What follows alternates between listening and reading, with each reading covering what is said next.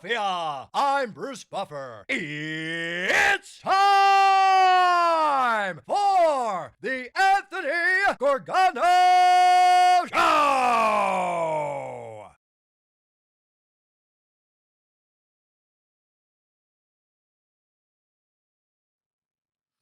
Well, good morning, good morning, good morning. Did I just scream? Can I scream the whole show 2 hours and change?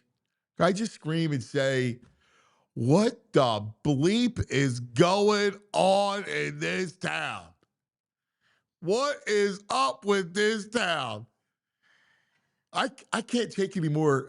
My man, I was just texting my boy Eddie Wright. I can't take any more of this Eagles news. The Stoutland thing is a crusher. It's a crusher. Because here's the issue with it. At its face, you're Nick Sirianni. You think the answer is to take away the run game coordinator from Stoutland? Like, that's what your idea, like, oh, I'm going to come in, roll my sleeves up, and fix the offense. And that's one of your moves? Is to mute Stoutland? On what planet is that a good idea? Like, where does that make sense? To mute Stoutland, the guy that has been here 13 years, that just knows the game on a PhD level. What are we doing? Like, why would you even think to do that? Like, concepts and everything else. How about you go, hey, Stout, what do you think of this? You replace him? And now he's, out of, he's disgruntled. I was told last year it took a ton out of him. Now, I don't know if he's going to retire or not retire. Sounded like it wasn't. I was told that he kind of intimated to them that he was going to retire, but who knows? It's really irrelevant. The point is that he's so frustrated that he walks away from the Eagles. That's not good. That's not good. And if you're Mr. CEO coach, how do you let that happen? You're about culture. You're about the whole thing, overseeing it all. And when you're losing good people, and think about it, right? Fangio was coming back. And I know Fangio, toyed about retirement last year, but, it got pretty serious this year again. These are like your sage football people. You can't lose sage football men. You can't. There's wisdom. Listen, I think there's a great mix. Like, if I'm building an organization, I'm building a coaching staff, and really I'll flat out organization the whole thing. I want a meld of older guys and younger guys. I want fresh ideas, different eyes. I also want guys that have been in the trenches, guys that know the game and have witnessed its trends. Because there's nothing new in any sport, right? Like, what we're seeing now is really a throwback into the 90s. Guys under center, play action, right? Fullbacks. Like, this is, it goes in these cycles. Stuff gets done. Now, it goes back, and history repeats itself with a new wrinkle. And that's what you're seeing with Ben Johnson and Shanahan and all these guys. But there is the basic of it. The basic elements of it has been around. There's no new concepts. There's no new ideas. There's different packaging, different wrinkles within them. That's why guys like Stoutland and Vic Fangio are so important, because they've been through it. And having been through it, it gives you perspective. If all you know is one place, well, how are you supposed to know how it's supposed to be done? You haven't been to many places or any other places, right? Like, you got to know how things are done and take it from different places and see it. And that includes different eras and different stages of the game. You have experience to lean on. That's why experience matters. That's a big deal. And to lose Stoutland, it's just, I think it's crushing.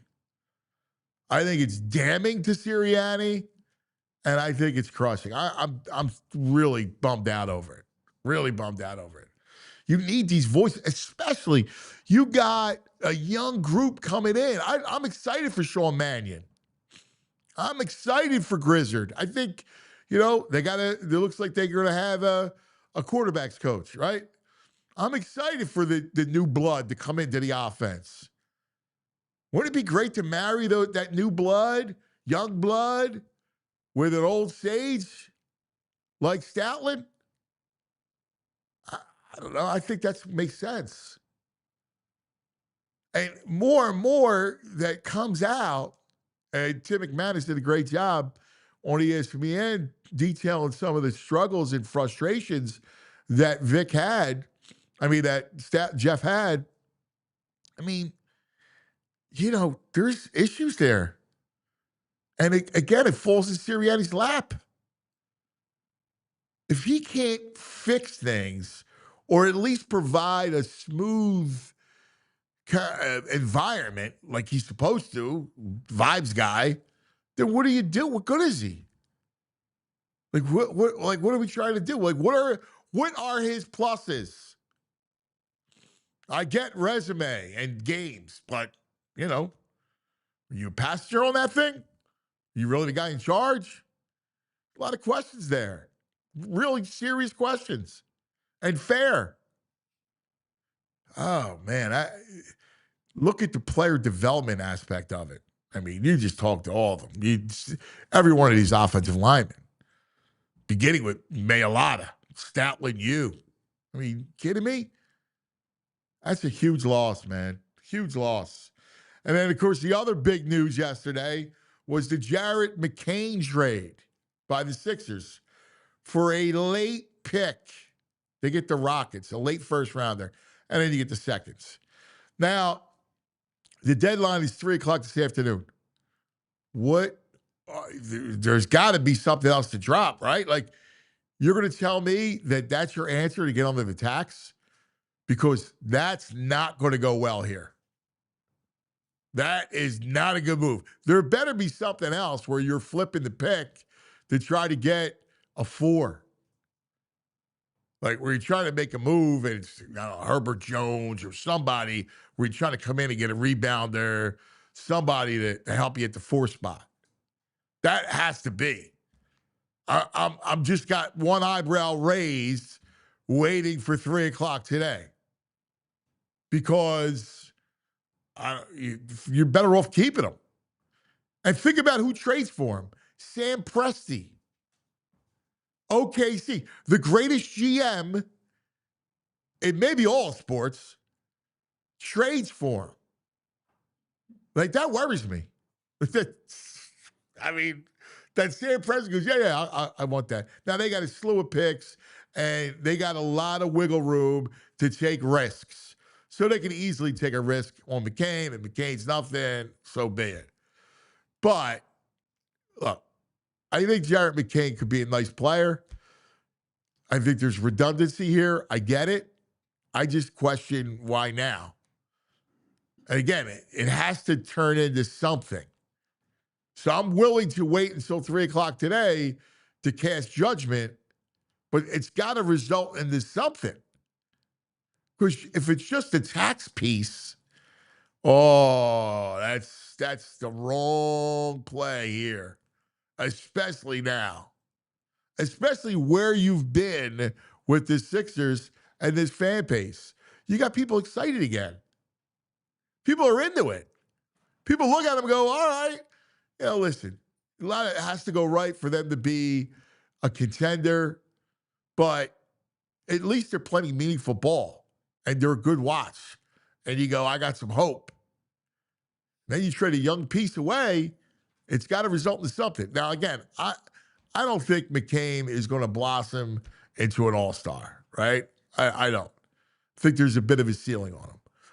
But he can shoot it. And, he's coming off that injury. Presumably, he's going to get quickness back. I just don't understand why you're doing it now, unless there is another piece to it. I don't know. Good morning, VG. In the words of a great, long-lasting TV character, ay caramba. My gosh. I've tried it. That's Bart Simpson. Who's that? Come on, man. Don't start off with a violation this early, man. I can't handle it. Dude, I'm sorry. I've never seen an episode. I don't even know how to respond to that. That is bizarre. I know it. I've seen clips, but I've never actually sat down and watched a full episode. Oh, my gosh. How do you go through life not watching early Simpsons? This is crazy. Am I nuts, Julia? No, listen, you're not nuts. I'm the alien. I can, I'll embrace my weirdness. But wow. Do yourself a favor. Sit down with the boys. The boys would like old Simpsons. Watch some Simpsons. I'm not a big animation fan. I tell you, man, I don't. Except for my PHLY ones, which your boys. Yes. Universal Basic Income or Universal? No, Universal Basic Guys. Oh, Universal Basic. I love that show, and I love that show. So it cracks me up because it's so Philadelphia, and those guys are so witty. And they also did something that I loved, which was the NBA, which was the game of zones. Oh yes, which I love. I think they're brilliant. Yeah, and I love Universal Basic Guys. Yeah. So, but I just never. You know what? The Simpsons. I mean, Eddie Wright's got 2 Simpsons tattoos. You know what? Listen, it's my loss. Yeah. It's a great show. I know. I'm sure it is. Yeah. I just never. I'm such a nerd. All right. Anyway, let's get to business. Yeah, it doesn't feel good.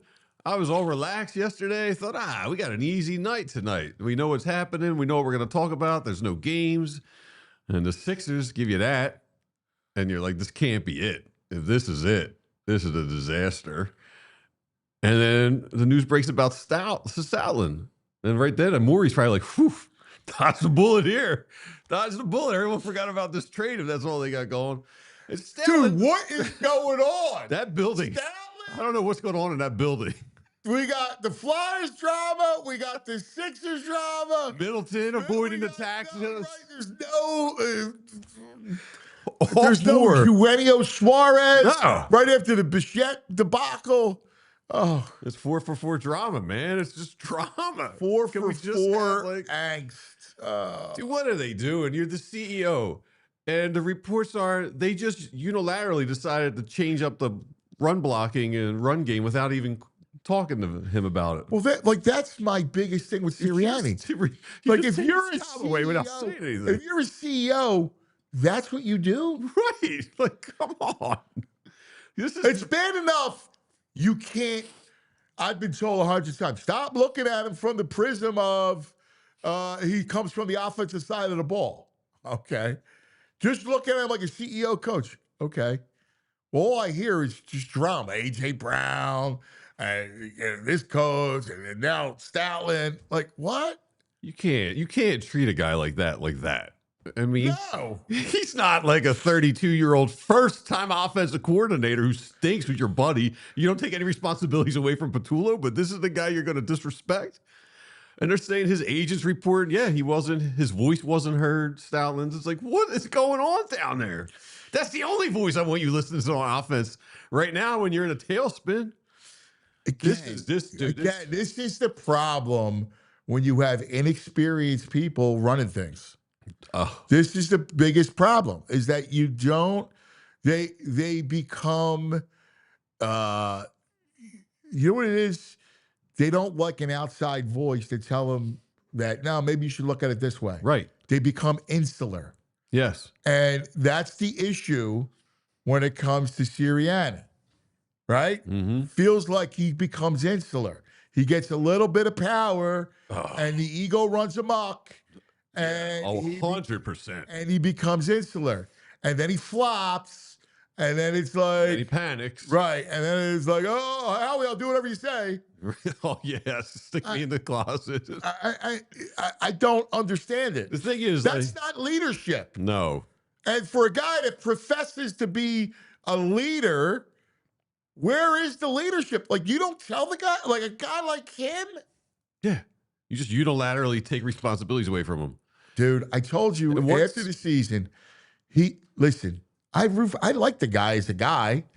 I root for the guy as a guy, but he's just not good.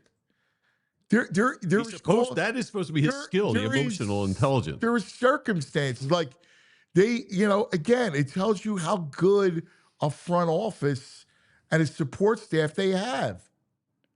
That they were able to win a Super Bowl and go back and be at 2 and have that kind of record is a testimony to how good Howie Roseman, Jeffrey Lurie, their coaching staff, and their scouts are. Yeah. So, yes.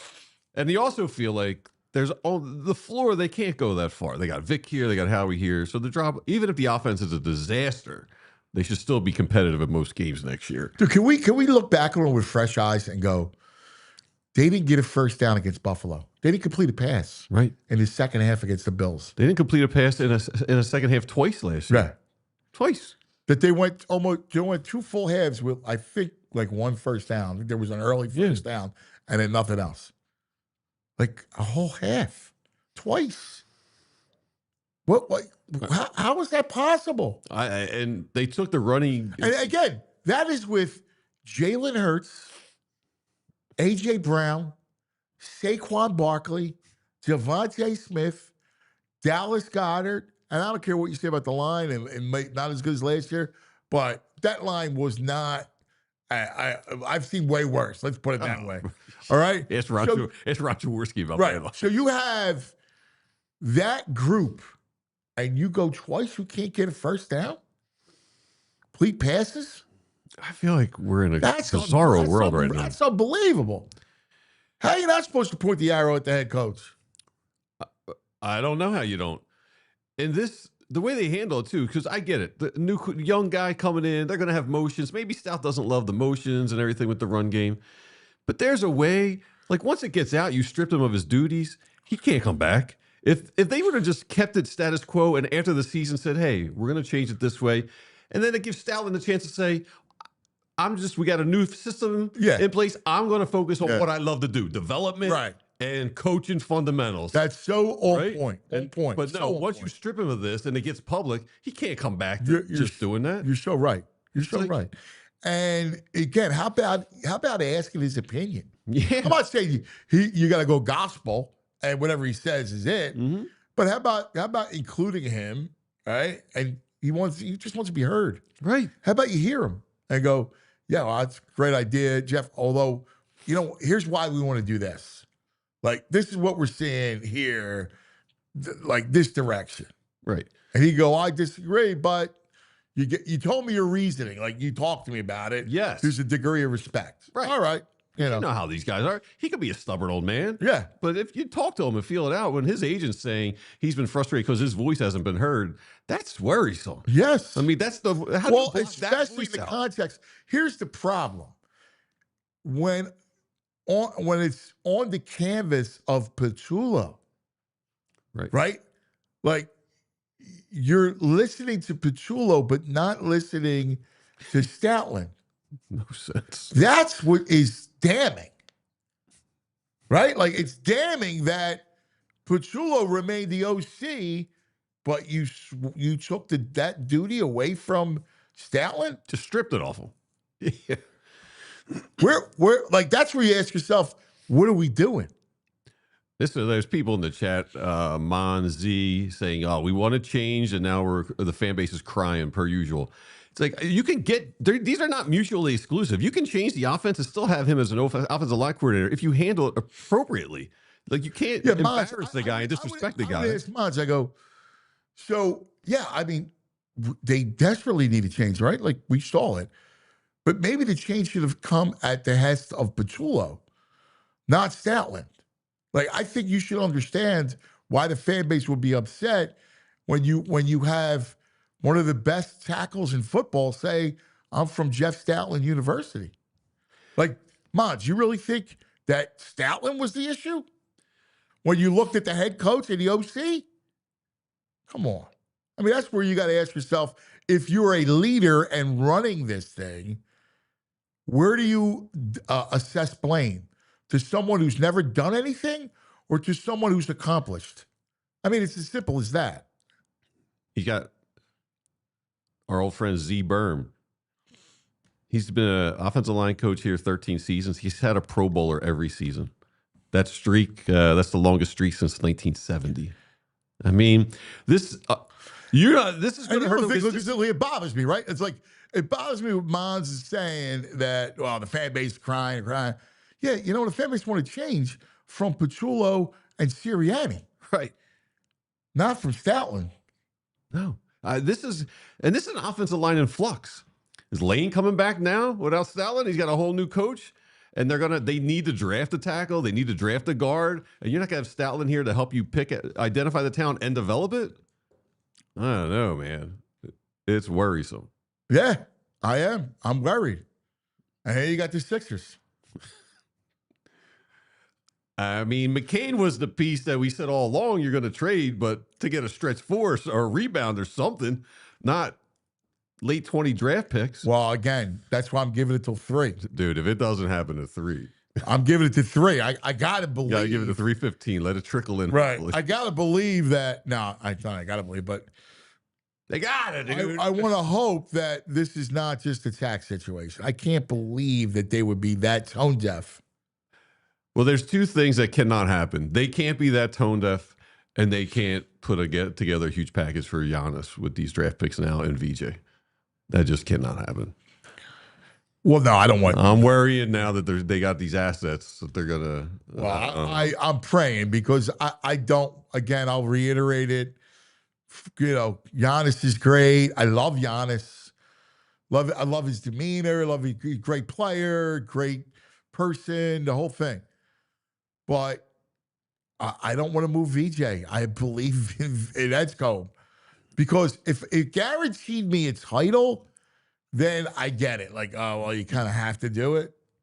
If this was earlier in the process or whatever we want to call it, and that presented itself, but not when you have Maxey and Edgecombe, and it's not a guarantee.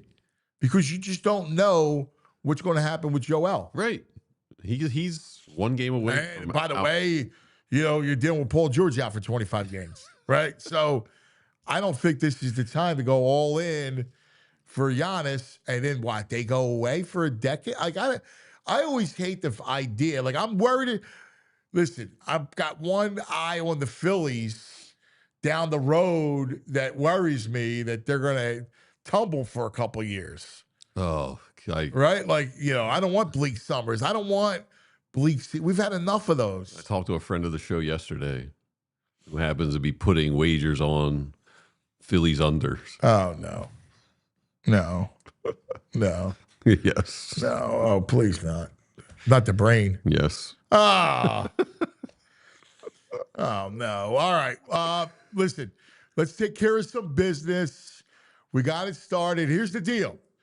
We're going to go out west to talk to our buddy E.J. Smith at the Super Bowl on the whole Stoutland situation. 10 o'clock, Kyle Neubeck all over the Sixers situation. 10:30, back out west. Actually, is Kyle in L.A.? No. Okay. I was going to say everybody's out west. And Kevin Negandhi, hometown hero, out west. Oh, he should be fired up today. All right. Yeah, he was fired up last night when we were texting about it. You know what else gets me fired up?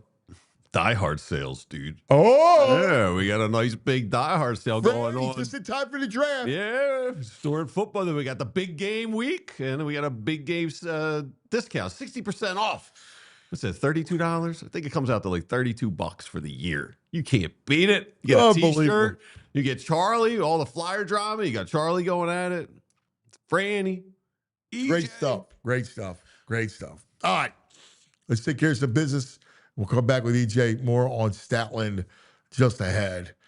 But first, The BetPark Sportsbook online casino app, big game, big season ticket giveaway. Yes, it's happening for the big game on Sunday. For every $25 bet that you wager, you will have an entry into the big game season ticket giveaway. And that means you can win 2027 season tickets to the Birds.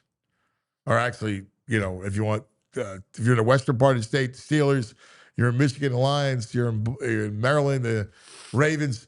But for us, Birds, all you got to do is place a $25 wager to get an instant draw. That's new or existing customers. For every $25 bet you place, you get another entry. At the end of it, 50 people will be selected randomly. They will win bonus bets and the grand prize season tickets. Check it out. BetParks.com has all the details. You got to be 21. You got to be in PA, New Jersey, Maryland, Michigan. If you have a gambling problem, please call 1-800-GAMBLER. Guys, listen up. I'm going to tell you why I'm using Mars Men in 2026. I don't bounce back in my 40s the same way I used to. Men, after the age of 30, you lose testosterone every year at the click of 1% per year. There's a protein called SHBG that locks up your testosterone. Well, Mars Men helps unlock that and gets you back. It supports healthy T levels, energy, and stamina with 8 clinical dosed ingredients. And for a limited time, our listeners can get 50% off for life, plus free shipping and 3 free gifts at mengotomars.com. It's the perfect way to kick off the new year strong. That's mengotomars.com for 50% off and 3 free gifts at checkout. After your purchase, they will ask you where you heard about Mars Men. Please support our show and tell them that this show sent you. And there's a 90-day money-back guarantee. You're going to love it. Thank you, bro. All right. Let's go out west to San Francisco, site of the Super Bowl. The man who covers the Birds does such a great job, E.J. Smith.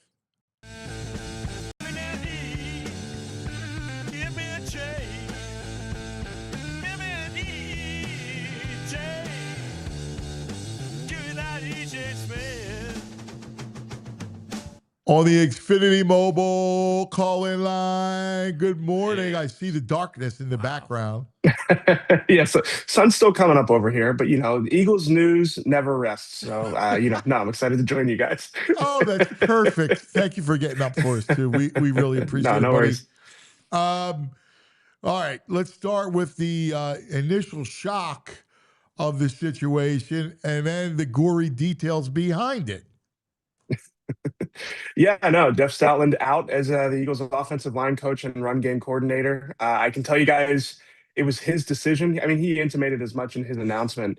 The Eagles wanted him back, but it does sound like they wanted him back as an offensive line coach rather than a run game coordinator, which it's understandably a sticking point for someone like Jeff Stoutland, who has as much equity in the building as you would have expected. So we can get into some of the details. I think what I want to do for you guys is try to listen, there is no way around this being a net loss for the Eagles. This is a big loss.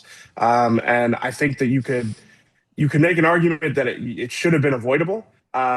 But I do think, from just talking to people, we can hopefully fill in some of the how we got here. It's not necessarily, it feels like something that came out of left field. It feels like something that should have never gotten to this point. But I do think I can give you guys some insight on, how we ended up here. Please, brother. Yeah, yes. That's why you're so good.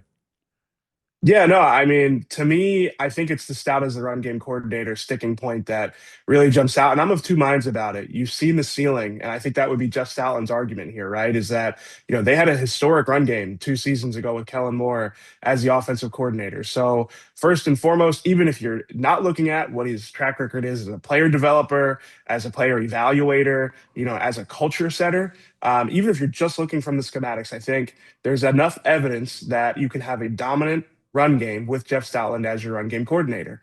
On the flip side, we spend a lot of time talking about how limited the Eagles offense was last season, how few levers they pulled, whether it was quarterback run game, whether it was motion, whether it was under center, whether it was play action, all of these things. I do think that Jeff Stoutland had a hand in some of those limitations. You often hear about his aversion to motion and how it affects the run game. And I was very curious how Jeff Stoutland would mesh with Sean Mannion as in the run game, because of the fact that Jeff Stoutland's tendencies and preferences aren't always aligned with some of the more modern offenses that we've seen, the McVay-Shanahan tree especially. So it's kind of like the way that the Eagles offense looked last season. You knew there were going to be significant changes. To me, this is a little bit like you blew out a load-bearing wall to get your sports car out of the garage. It's just a little bit like, man, it didn't feel like this was the move that they would make. But I do think, they kind of painted themselves into a corner with how limited the offense looked last season. So I guess here's my issue, right? Is you didn't listen to Stoutland. Like Stoutland said he wasn't heard. So you didn't listen to Stoutland, but you stayed insular with Petullo.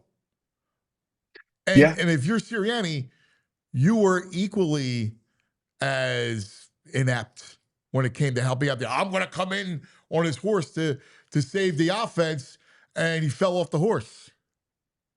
Yeah. No, I mean, I do think, I saw, I think it was Tim McManus's reporting that said that Jeff Stoutland actually was the one who said he didn't want the run game coordinator title anymore because they stopped listening to him. And that's one of the hangups I have here is, the second half of the season, it's not like their run game improved. It was better for the second half of the season, but again, it wasn't the heights that we have expected from the Eagles offense, especially with how dominant their offensive line has been. So it's not like we have a real track record, it's a huge projection. It's a huge leap of faith to think that you're going to replace even one aspect of what Jeff Stoutland offers to your team. So again, I think that maybe the offense is going to look a lot different. I think, if you've been calling for them to look more like the McVay, Shanahan, Matt LaFleur, Mike McDaniel offenses in some areas, I think you will see that. I think you'll see more motion, more play action. I think this is probably a good sign for Sean Mannion running the offense that he wants to run. But overall, again, it's going to be a huge project for the Eagles to replace somebody with Jeff Stoutland's ability in so many different facets of the organization. So I get, what I need more of, like, the meshing of the belief system, right? Like, so you're telling me that Jeff Stoutland doesn't believe in play action?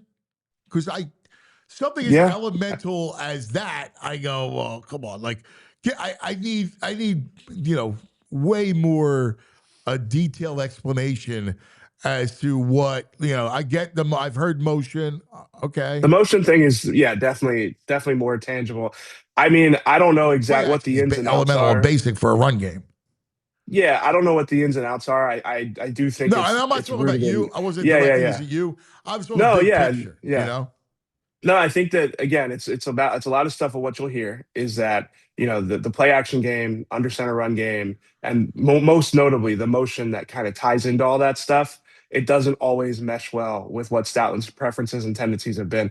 But to me, and I heard you say this at the top of the show, and I agree, this is like, if you're Nick Sirianni, this is where your personality management and you as the coach, you as the head coach, you need to be able to figure out how to navigate this. I think for this to get to the point where Jeff Stoutland's leaving the Eagles, that to me is, you can't let it get there. You have to figure out, a common ground and a way to move forward. Because again, we've seen what this offense can look like with Jeff Stoutland in that position. So, we've also seen the downside, but again, I do think it would be kind of reductive to say that all falls at the feet of Stoutland, obviously.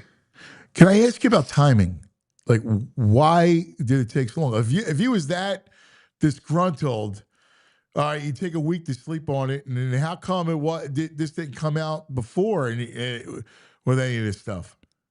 Yeah, it probably speaks to the fact that the Eagles wanted him back, and maybe it wasn't such a cut and dry decision. It was wrapped up more into some of the personality dynamics and some of the relationships there. That would be my guess. So obviously. Yeah, exactly. And obviously, like, this year took a toll on a lot of those guys. I heard, it definitely took a toll on Stoutland. I heard that. Yep. Yeah. I mean, he's been around. He's been around. I mean, he's been a coach for four decades at this point. And I think that this year was hard on all those guys. So that's my guess on why this took so long. The Eagles are obviously looking for an offensive line coach late in the cycle.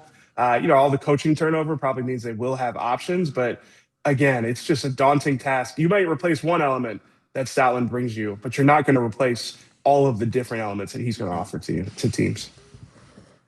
Oh man, EJ, I just feel beat up. Because here's the thing. Again, I'm going to reiterate this one more time. I'm not I don't dislike Sirianni. I just don't have faith in him. I'm just keeping it 100, right? I don't have faith in him as a leader of this thing. I just see the failures all over the place. I see the inconsistency, the emotional roller coaster, right? It's one thing if you have that kind of emotional roller coaster, but you're an X and O whiz, but he's not. Yeah. So I still struggle to see, I know there's some things he does well, but again, he doesn't feel like the top guy that's going to usher them into a new place with these young offensive coaches. Yeah, I think that the thing that's been jumping out to me since this came down yesterday is just because I'll be honest with you, it's been a hectic week out here in San Fran, and I'm just like, man, this has just been such an abnormal offseason already for this team. It's like they can't just have one normal day. And I do think that it's reflective of something we talk about on the show a lot, which is the intensity in that building. Obviously we know that Jeffrey Lurie, Howie Roseman, they have intense, urgent personalities. They want to win, and they do what it takes to put this team in a position to win urgently. They aren't patient always with these teams, and I think that Nick has a similar personality. That's an intense nucleus at the top of an organization. So I do think, I hear you there. It's like sometimes you probably wish the head coach was kind of like, Andy was kind of like that, just like flatline sometimes. You know what I mean? Yeah, I think the head coach needs to be that. As much as I enjoy I'm emotional. I appreciate emotion. Well, it probably works in some organizations, right? It probably works if you have an owner that's maybe flat and your head coach can be the emotional, connector. Because I do think Nick has Tomlin, that element for to those him. years. Yeah, Stoutland had the fiery, and I love that about him, right? He was a fiery type of dude. I also think it comes down to the level of coach you're going to get that's not on par with the GM. This is a front office, a Jeffrey Howie production, right? And the coach reports to them. And then I think there's a level of guy you're going to be able to get that is okay with that hierarchy.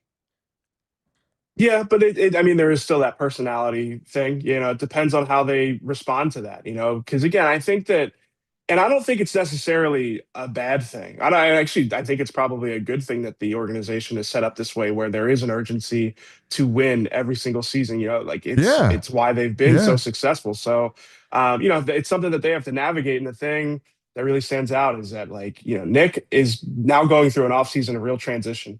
Obviously they made the change at offensive coordinator, but to replace Stoutland along with that, this offense is going to look significantly different. And I would say it's fair to say it's going to look somewhat in the image of what that brain trust of Jeffrey Lurie, Nick Sirianni, and Howie Roseman, how they want it to look.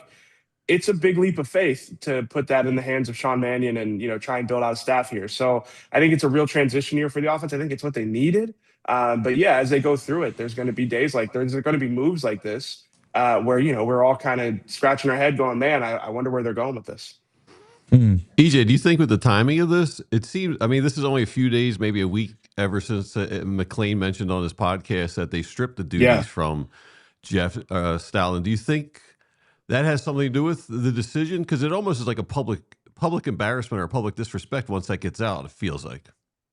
I don't want to speak for Jeff's reporting, but I think that it's probably Jeff put that out there because he probably heard that this was something going on behind the scenes. So I'm not saying that I don't think it was necessarily like the report brought on Stoutland leaving. I think that Jeff probably heard the rumblings about Stoutland a little bit early there. So that would be my guess. Again, I don't want to put words in Jeff's mouth there. Yeah, it just feels like to me like if that would have just stayed in house, it would have been easier to convince Stoutland just to come back as just an offensive line coach if people don't know he was stripped of it. And this way it makes it seem like he's making the decision to do just Yeah, offensive I line. think that I think it's more complicated than just saying that the team took the title away from him. I think it was probably an illustrative of the conflict that was going on behind the scenes. You know what I mean? Like I think it showed that they weren't on the same page with what Stoutland's role should be, the influence, the level of influence that he should have had. I think it was more a window into what was going on than necessarily the thing that kind of blew it open. How does this impact Lane Johnson? It's a great question. I mean, I certainly think it's going to have some impact on Lane. Obviously, he's only had Stoutland as his offensive line coach for the last 13 years. And they have a very strong relationship. I mean, that's the thing about Stoutland is he's got strong relationships with all those guys in there. They view him as him and Allison Stoutland as parental figures. So I think I would be shocked if it didn't have a serious impact on his decision. I think we've talked on the show. I would have been 50-50 at the end of the season. I was probably a little bit more like 60-40 that he came back, before yesterday. My guess though is because this is all so new. Like, I don't know about you, cuz I heard some players didn't hear about this until right before the announcement. Like an hour before Stoutland put it out. So I think it's all probably still raw for some of these guys. Yes. Still processing it, but Yeah. no, I think it's a real thing to keep in mind with Lane. I do think it's going to be an offseason to watch with Lane. He gets married this offseason, so it's probably not going to be something that happens right away. But I do think that he's going to have a weighty decision to make here at some point. My gut tells me he comes back. I'm with you. I think it's a lot of money on the table. Knowing the guy, Yeah. I think he doesn't want to go out like he did last year. There's always a money factor. I mean, because when that check goes, like when you call it quits, like that check stops. Like that size of that check stops. And guys are aware of that. And other guys are telling them, like, dude, be careful. Like, make sure you think about it because when that size of that check stops, you're not going to see another one. So there's that aspect of it. But he's such a warrior. That's just my hunch. But, I don't know. Yeah, but and I completely agree. And I'm leaning that way too. The thing that gives me a little bit of pause is he had such a deflating end to the season, trying to come back from that injury, trying to make it back for the team. And we all know that. I mean, if you know anything about Lane Johnson, that he did everything he could to make it back for that playoff game. The fact that he couldn't make it back was difficult. It was hard on him. And now this adds on to it. Stoutland's retirement will be a gut punch for all those guys. So I do think that it'll have an impact. Again, I just don't know how much of an impact quite yet. Because I'm not sure Lane knows. I think it's the type of thing it's going to take I agree with that. Yeah, I agree with through. Yeah. So here's the question too. Like going into next year, you have all this newness with the offense, but you also have a coach who's going to be on the hot seat. Right? Like I think that seat's very hot right now. And next season, I could see Howie going into it going, all right, listen, let's give it a shot with this coach and Jalen. And then you have the young guys coming in to try to help Jalen in the offense. And if it doesn't work out, and it's depending on what it looks like, we'll change course like we changed course the last time with Dougie P and Carson. Yeah, I mean, it's setting up to be a real litmus test for Nick and Jalen now. Obviously Patullo, being fired and then bringing in Sean Mannion, it's like, okay, like this is going to be, if it doesn't look the way that we expect it to in terms of, play action, middle field throws, some of the things, a lot of motion, some of the things that we have all been calling for from this Eagles offense, then we know it's Nick or we know it's Jalen. And Stoutland is another figure that you can't point the finger at now to say he's the reason that we can't do this stuff. So no, I do think it's the offense is either going to look significantly different and productive because of those guys, or we're going to know that it's not significantly different because of Jalen's presence or Nick's presence in that. So no, I think it is. It's kind of like clearing out the excuses, all the things that if you're Nick or you're Jalen and you're saying it's more Stoutland than people think, it's more Patullo than people think. I mean, we're going to get our answer next season. And I think, that at the very least is going to give them clarity on what's really been going on the last few seasons. Here's something to ask you guys. We expected them to draft some offensive linemen this year, get some depth and maybe future tackle. Who's going to coach you? Like, where do you find a coach now? Because it's got to be someone basically unemployed, right? You can't. Teams can block you unless you're yeah. You can go to college too. You can I think that's what you do. College. Yeah, I mean that's how they found Stoutland. Is that, they went and found the best player developer in college, and I think that's a model that should work for the Eagles. I know that, especially you can find a run game coordinator somewhere in the Shanahan McVay tree. I think Frank Smith would have made a lot of sense for them. He got hired by the Vikings as an assistant head coach. I don't think he's going to be able to get out of that, but the Eagles did interview him for the offensive coordinator job, so he was a name that I was asking about yesterday. But to me, you go the Georgias, the Alabamas of the world. Even schools like not Alabama, Oregon. Alabama didn't run the ball well this year. Yeah, you're right. Okay, yeah, you're right. We did ask Fran who the best O-line coaches in college are, but to me, that would make sense. You need a player developer there. Especially if you're the Eagles, you're going to invest heavily in that position. You want someone that can follow that Stoutland mold and really bring guys along. Yeah, I would agree with that. The quarterbacks coach, they're close to it. Yeah, no, I saw Mike Garafolo put out Greg Olson, not the broadcaster, but the longtime QB's coach. I think it makes sense. O-L-S-O-N. Yeah, Olson. Yeah. Yeah, I think it makes a lot of sense. He's somebody who has a lot of experience in a McVay Shanahan system. He coached under McVay. He has experience with Sean Mannion. He coached Sean Mannion. I think it would make a lot of sense. And I don't know. I think that you need someone. I mean, so much of the conversations we've had out here is about the footwork and how important that is in these systems and how important that's going to be for Sean Mannion. I think you need a coach that's going to be able to instill that. And the other thing, that I've heard while I'm out here, because I've been asking a lot of people, I've heard a lot about Jalen being difficult to coach. I've heard a lot about, the lack of him being a reason why the playbook is not expansive. And something I heard that really jumped out to me is Jalen is the type of person that he needs to understand the why, and he needs to understand it thoroughly. And if you can't explain it to him and you can't convince him, that people can understand why people could see how it could become contentious, right? If a coach is saying, I heard that. Yeah. Yeah, no, if a coach is saying this is something we want to run, and you can't fully get Jalen on board with it, it does take a lot to get him on board with stuff like that. I think some people, and the thing is, some people in the chat will be like, that sounds terrible for the quarterback. He should run what the coaches want him to run. And some people will say, I get it. I need to hear the why on what I'm doing. I think it depends on your personality. I honestly, I think it's a real thing. I'm the latter. Yeah. I want to know the why. Sure. All right. I think when your resume is accomplished as Hurts is, I would think my style would be, I'll tell you the why, no problem. This is what I'm thinking. This is what, I think that's coaching 101. What's funny? Just a quick little example with kids, right? So I coach, basketball, right? So we get our kids go, I was playing a boxing one, right? And then the kids go, well, can't we go man? We want to play man.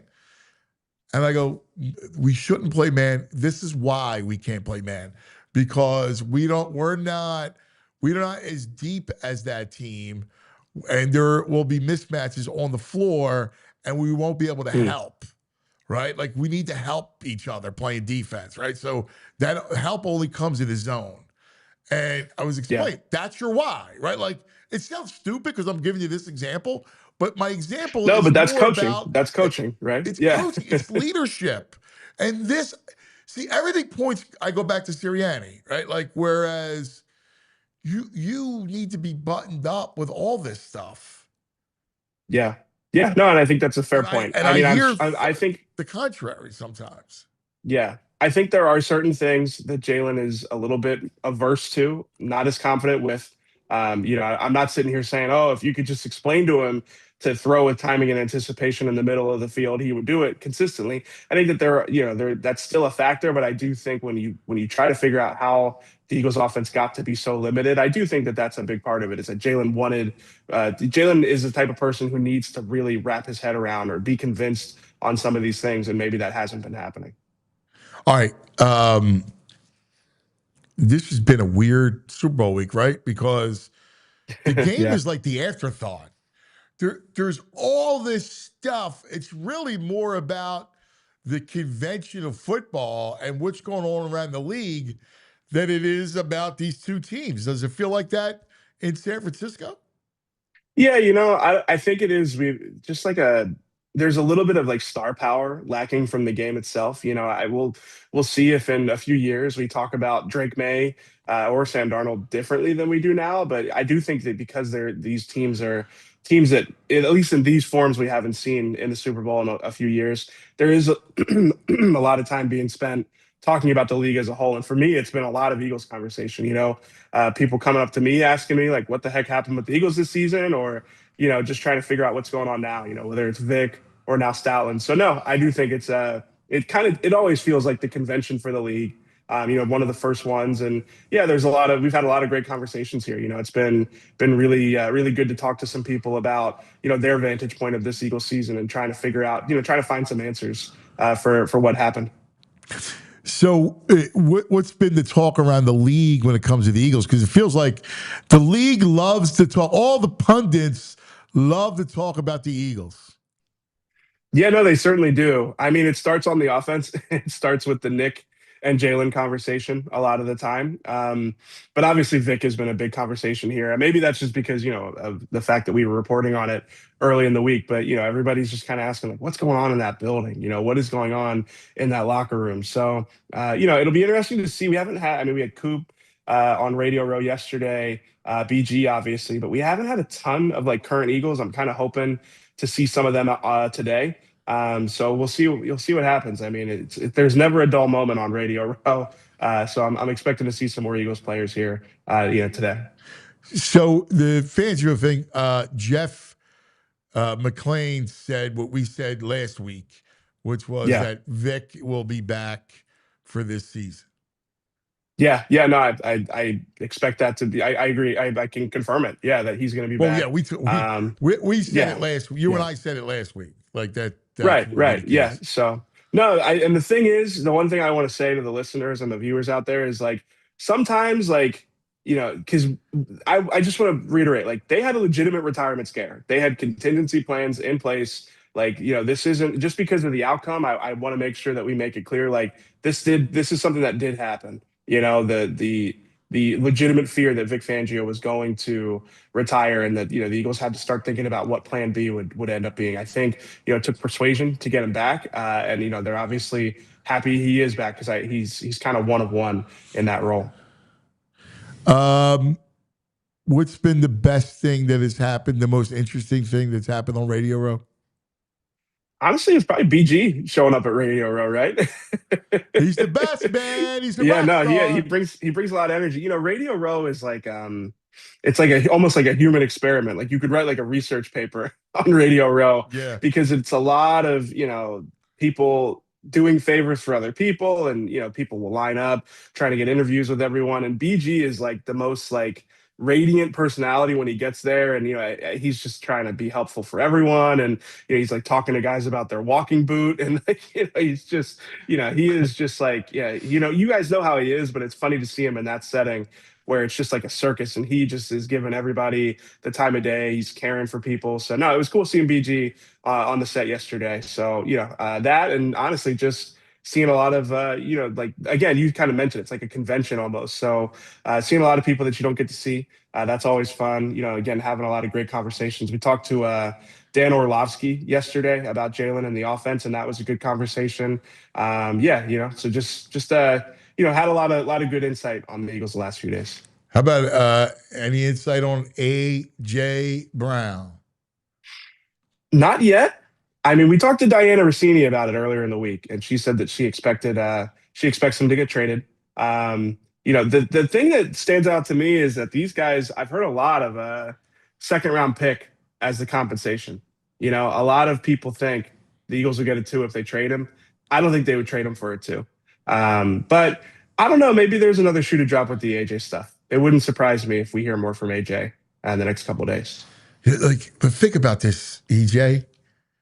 If you're going to go into next season with no Stoutland, potentially no Lane, wondering what else you're going to do at O-line.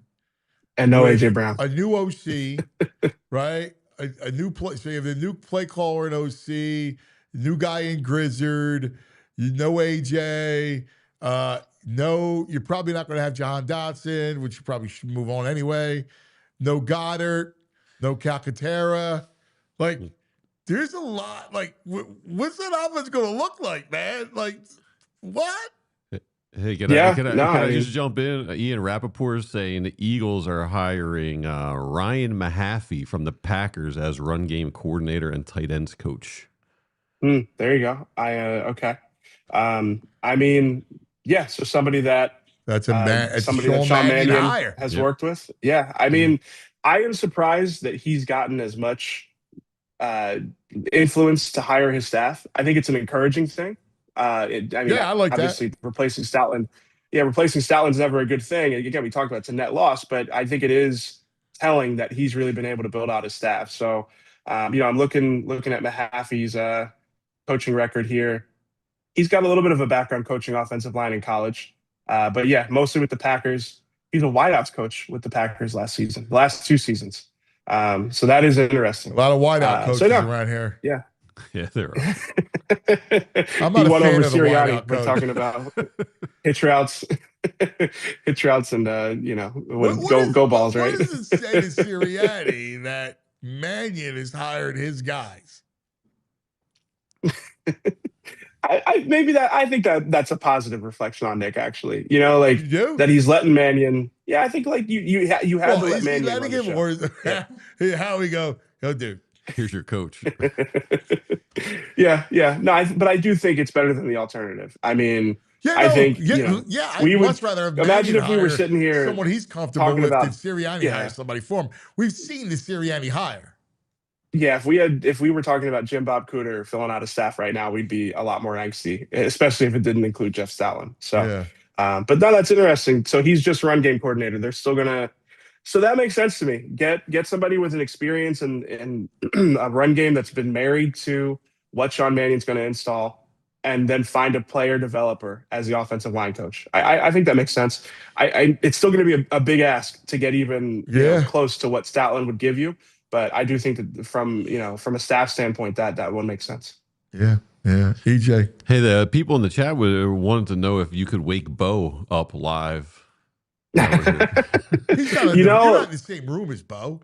No, we're not in the same room. No, I heard him say that I was in the shower yesterday. Yeah, I think he was trying to. You guys aren't sharing like a double bed, No, I think that was him. No, yeah, no, and I got to stay on Bo's good side. We've spent a lot of time together this week. We enjoy spending time together. It's been great, but I mean, I wake him up all of a sudden. I'm in the crosshairs.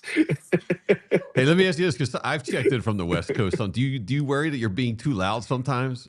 Because I'd call into the show, it'd be like 5:45. I was like, I don't want to be too loud and disturb the people in the next room, because they're probably as long as I don't hear the people in the next room, I trust that they won't be able to hear me. But it is always like my biggest fear that I'll have like a colleague or somebody like that I work with or know in the room next to me, and they're just like, why is this guy talking to his wife on the phone for an hour? Like, what's up with this guy? So no, that is always one of my fears on the road. If you were doing check-ins from 6 o'clock in the morning in the West Coast, in the room next to me, I'd be like calling security. I was like, I don't know what this guy's doing next door. I'd wake the whole hotel up. My big mouth. It's terrible. Terrible. EJ, we love you, pal. Thank you. Thanks for having me, guys. And we saw the sunrise. That's beautiful. I was going to say, you guys really just watched the sunrise behind me. We saw a San Francisco sunrise. Yeah, I might have to watch this back on 2 times speed after, and just to watch the sunrise. So, yes, that was good. Yeah, you watch it, you can see it, the light. Yeah, great stuff, brother. Thank you, pal. We love you. Be safe. EJ Smith on the Xfinity mobile call-in line. Yeah, I have such a big mouth. It's terrible. Oh my God. You or bro in the room next to me be a nightmare. Well, bro would be coughing and sneezing. Yeah, he is. Right? Right. I have a big mouth. You're hooting and hollering, and he's coughing and sneezing. Like, you know what's funny? They mock, my wife laughs at me because she's like, oh my God, all we do is hear, like during a basketball game or one of these baseball games, like whatever it is, like we just hear your mouth. Especially the basketball game because it's a closed gym. Oh yeah. So, Oh my God. you know, Temple! Move it! AJ! Go! They're selling earplugs, hot dogs and earplugs. Yeah, Protect your ears from terrible. Anthony's voice. Terrible. It's just awful. Awful. I agree. All right, let's take a quick TO. And from Eagles drama to Sixers drama, what's next with Jared McCain? Is something going to fall by 3 o'clock today and the NBA trade deadline? Is there a corresponding move to just dumping a young potential guard? For an early 20s pick in the first round? Early 20s. Might be late 20s. You're not going to get a better player than McCain at that pick. So, I don't know. Is there a corresponding move? We'll ask It better be. our man, Kyle Neubeck, who is terrific covering the Sixers. That's next. But first, a word from our friends. Hey, let's talk about Ashley Furniture. I love Ashley Furniture. Now's your chance to transform your home for 2026 with great offers on your favorite looks at Ashley's New Year sale. Discover hot buys for every room in your house starting at just $299, and you can ring in the new year with new styles today and pay over time with 60 months special financing on in-store purchases. Don't miss out. Shop the season's must-have looks at Ashley's New Year sale because we just love Ashley Furniture.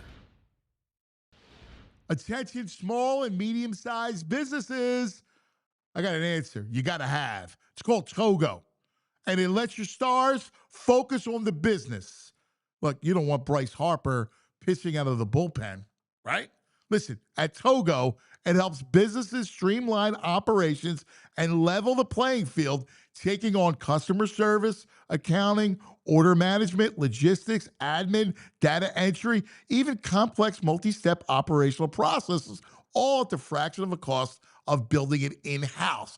Let them take that off the table for you, and then you can focus on growing the business, doing what you love best. Togo doesn't bill a dime until the real work begins. Programs start as low as $1,000 a month. Visit Togo.com and mention PHLY to receive free operational assessment. Togo, the answer. Hey, let's talk about Ashley Furniture. I love Ashley Furniture. Now's your chance to transform your home for 2026 with great offers on your favorite looks at Ashley's New Year sale. Discover hot buys for every room in your house starting at just $299, and you can ring in the new year with new styles today and pay over time with 60 months special financing on in-store purchases. Don't miss out. Shop the season's must-have looks at Ashley's New Year sale because we just love Ashley Furniture. All right, welcome back. Yeah, coming up, Kyle will join us. We got to figure the Sixer thing out. You know, it's a shame, right? Like, the kid was the lone bright spot, a miserable year last year, right? And the kid, before he gets hurt, was played beautifully. The lovely kid. Like, he's a great, great kid. Oh, I love his TikToks. I love his dances. I know some people hate it, but I like it. It was I fun. mean, that's irrelevant. But Yeah, I just let's have it around. I thought the kid had a great personality. He could shoot it. Listen, He can definitely shoot. I mean, the problem is that I don't know what kind of I don't you know, my doubts with quickness and being a true one and running the offense. But Playing D, he can't play D. He can't defend a lot of guards. no. I mean, there's a little bit of like, but you know, the kid's got something. There's some ability there. Sam Presti, who's the best GM in all of the sport, doesn't that worry you that Sam Presti from OKC wants to take a shot? Well, Wendy's on ESPN saying the rest of the league thinks this is a steal for Yeah. OKC. No, I know. Now let's go to our man on the scene. He's the best, man. I love Listen, our Sixers coverage with Kyle and Derek and Devon, par excellence, joining us on the Xfinity mobile call-in line. Kyle Neubeck. Good morning, Kyle. Dude, there has to be something else to drop, no? You're muted, by the way, pal. I was making sure while I was coughing up a lung a second ago, I wasn't ruining everything. You can never ruin anything. I don't know about that. Ask my wife about that one. Here's the thing, Ant. I think ideally, yes, there is another move here. I think it's a tough sell locally to the fans, to the media, to people who watch basketball to give away a guy for picks if you're doing nothing with them until, the draft at the earliest or whenever that might happen. But I do think there's probably been a little too much focus on the salary related stuff. On the and tax. That's not to say that, that's not to say that fans shouldn't be aware of that, right? This is a pattern that they've established time and time again at the deadline that Josh Harris doesn't want to pay the tax.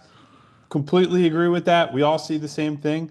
I think the main thing here is a player evaluation. I think if they believed Jared was the guy that he showed himself to be last November and December, Jared McCain would still be a member of the 76ers. And I think the thing that changed everything was drafting VJ Edgecombe. When VJ comes into town, immediately becomes a starter, has the year he's having, is a better fit with Tyrese Maxey, is boxing Jared out of, more major minutes. I just think it becomes a numbers game. And they say, look, we took Jared with a mid-first round pick in a terrible draft. He still retained some value after that. They got a first-round pick back in a draft that, while it might be later in the first round, because Houston's a good team, I'm not trying to dress up what this pick is going to be, but it's a very deep draft. It's supposed to be one of the best classes for the next few years. They're going to be pretty barren. And so that's a, at least equalish value type trade, I think, from talking to people. So it really comes down to evaluation of player. I get why people are worried because they saw Jared play really, really well last year before he got hurt. And this has been a weird year with his health. And they also see OKC, who has put together this team that they have, identifying Jared McCain as a guy to bring in and restore his value, take use of his shooting. I get what all the concerns are, but I just think this is very simple. I think they didn't see the path for him here. And I also think on the other side of it, I said on our show yesterday, Anthony, Jared McCain's agent was at a lot of recent games in Philadelphia, watching very closely. I can't imagine that Jared McCain, looking at the number 3 overall pick sitting in front of him, Quentin Grimes in front of him in the rotation, is looking at this situation and is especially thrilled or happy about having to battle through that over the long term. So I think there are a lot of things going on here. And yes, the tax stuff, that is worth criticizing the team for if that is really a big factor in this. All right, so I'm with you, but you just mentioned a point that I'm curious about, and that's Grimes, right? So right now, I'm with you, man. VJ and Tyrese, it does. All of a sudden, there was a glut in that spot. But what does that mean with Grimes? Does that mean Grimes is going to be re-signed long haul? What does that mean, when it comes to Grimes? Because if Grimes leaves, well, now all of a sudden you're back to, needing that third guard. There's less clarity on that. I would say that, Anthony. I think given what he has shown them over the last year or so, I think they'd like to keep him around. I think they think he's a valuable piece. It all comes down to, Quentin switched representation after last summer. What is he coming to the table with this year? Because he's not getting the $25 to $30 million he was asking for last summer. That's just an impossibility. So what does it look like at the negotiating table? I think they've maintained a good relationship with him, so they're in a good spot. They can offer him more money than other teams around the league, so that's all well and good. But it's hard to say at this juncture because I also, Anthony, I'm not reporting this or predicting this necessarily. I wouldn't be shocked if he moves today. Like I wouldn't put it past them if there's an opportunity to make another trade involving Grimes and he green lights it because he does have an effective no trade clause this year, that he could be on the move. So we'll see. Wow. I'm in big, like, let the dust settle on today, and then we'll see what happens. Wow. So what does that mean for, the backcourt? Like, wow, that's surprising to me. Well, I wouldn't say that it's like especially likely. It's because it's a combination of factors Right. that would have to happen. All I'm saying is I think Daryl Morey is always a guy who's poking around on bigger moves and bigger trades. And the thing the thing I would also point out is everyone is frustrated right now because of what they see as like, well, they just traded Jared and there's no plan.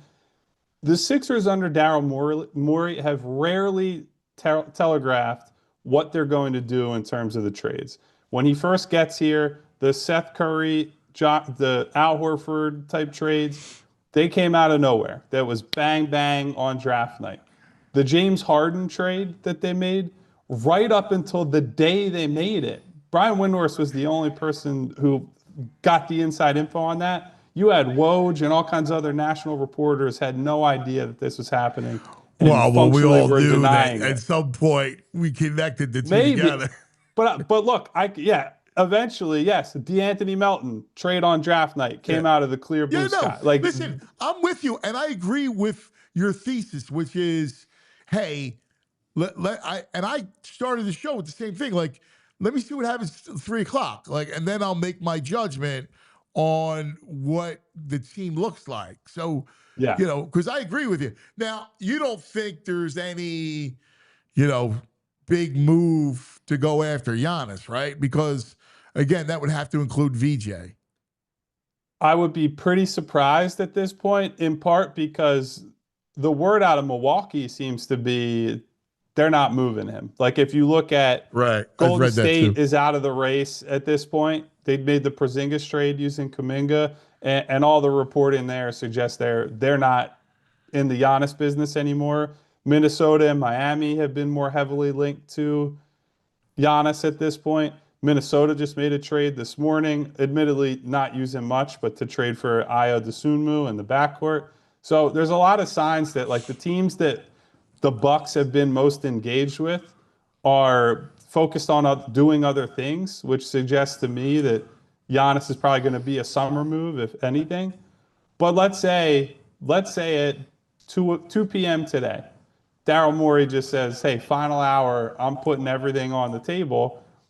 The Bucks would probably think about it. They're at least going to consider it. So until 3 p.m. passes, I won't say that anything cannot happen. But I would say on Giannis specifically, I'd be a little surprised at this point if he moves. You had mentioned Jared McCain's agent's been around a bit, so I was looking at who else he's got. They also represent Sadiq Bey. Do you think with the Paul George injury, there's a lot of rumors about Sadiq Bey being moved? Would that be someone the Sixers might be interested in? I think they should be, because he's a guy who's gettable, or theoretically gettable. He's playing on a team that's going nowhere. I said this a couple of times this week, or over the last couple of weeks, though.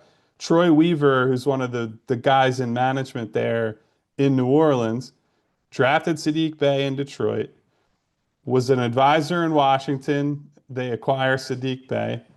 He becomes a front office member in New Orleans. They acquire Sadiq Bey. So I would be pretty confident they're going to set a high bar on him, because he just, like, absolutely adores that guy. And at that point, I probably am looking elsewhere. Like, the thing is, first-round picks do not move anymore unless they are for big-name players. This is a second-round pick trade league. Because the first-round picks you generally accumulate for, I'm trading 3 for this major upgrade. I'm trading 2, even if they're kind of shaky picks, for Anthony Davis, for Trae Young, like the Wizards have done recently. That's what makes the McCain trade kind of weird in this CBA environment, is that you don't see a lot of first-round pick and other picks moved. Now, OKC, did Kyle freeze? Yeah. Yeah, there he is. There he is. Yeah, you froze. OKC has picks to burn, right? So we know that they can take risks because of that. But does it concern you that it's Presti going, hey, you know what? We like Joe off the bench. SGA is going to be out a minute, right, because of the injury, and they're going to take a flyer on McCain. Like, around the league, people are going, oh, Presti doing Presti stuff again to the Sixers.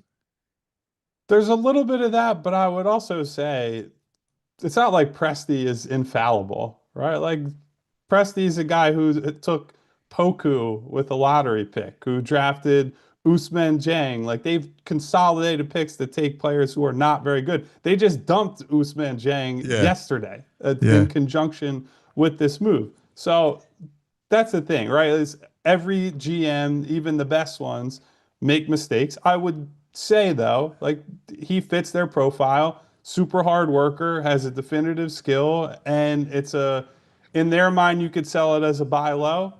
I think they can protect him a bit more than the Sixers can, where if you look at the guys who are their main pieces, Shea and Jalen Williams, for example, are two big initiators who can take different defensive assignments. And then you have Jared on whoever the smallest guy is, and his shooting opens up the floor. So that works pretty well for them. It's a little tougher when Maxey and VJ, the biggest one of them, is like 6'4".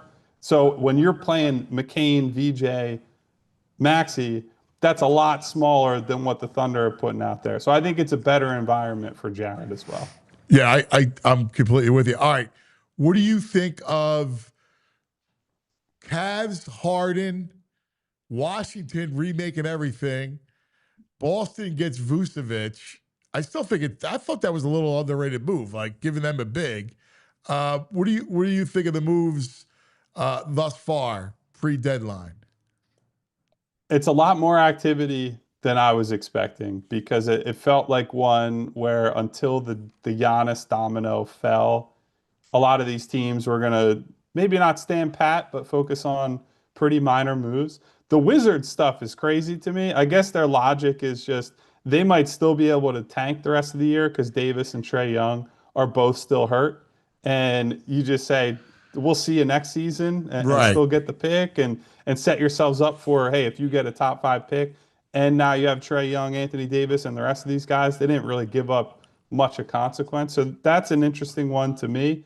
I agree with you on Vooch, although I do think based on how Joel has played against him over the years, that makes them a slightly, I don't want to say easier matchup, but I'm not as scared of them. The thing that scares me with Boston is just spreading it out with guards and wings and just, drive, kick. Vucevic is a great pick and pop guy, so we'll see how that works there. But yeah, just a really chaotic trade deadline.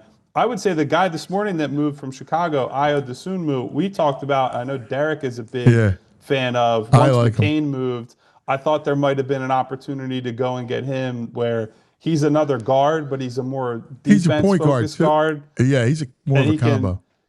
He's a combo who can, distribute a little bit, but also is just like a tenacious point of attack guy in a different mold of player. So I'm hoping that they get somebody real in here by 3 p.m. If all they do is dump Jared for picks and then convert Barlow, the two-way guys, I would be pretty underwhelmed by that. Completely with you.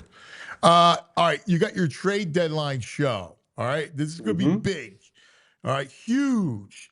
Tell us all about it. 2 p.m. We go live today. We're live for 2 hours, so we're going to be with you the hour leading into the trade deadline, the hour leading out of it. So we'll be breaking down what we're hearing out there in terms of the rumors, what's already happened, how we think that shifts the landscape a little bit. Obviously, after the deadline, assuming that the Sixers do something here, we'll be talking all about whatever that is, talking more about what's happened with Jared McCain and maybe how they could use that pick if they don't end up using it today. All things trade deadline for 2 hours. And then we got a pre- and post-game show tonight. By the way, the Sixers play the Lakers at 10 p.m. It's a busy day for all of us around here. It is. It's hoop heaven, though. Weird schedule because they play the Clippers and then they play Golden State. And then they come back to L.A. to play the Lakers. Usually you play Clippers, Lakers, and you get to unpack in LA? Sometimes I wonder if the people who make the schedule have ever looked at a calendar before or understand travel, but admittedly, these guys are flying private and staying in, 5-star hotels. Right. So I, Yeah. I, I think they'll be okay at the end of the day. Do you hey, one last thing on Anthony Davis. Is he going to be is he done for the rest of the year? It was funny. The brain was like, dude, I would love to put Anthony Davis at the 4 next to Joe, and you could get him cheaply. And it was interesting. I don't know that he's done for the rest. He might be done for the rest of the year because he's playing for Washington. Right. I think he's probably, I'd have to double check on this because he's been out of sight, out of mind for me, as have been Right. any Dallas His point Mavericks not was, named Cooper Flag. I could probably steal him, and in a playoff run next to Embiid, you got a guy that's going to sweep glass and actually play with Embiid. Yeah, for all 7 games that they're on the floor together before one or both of them are hurt. That's the whole thing with. I agree.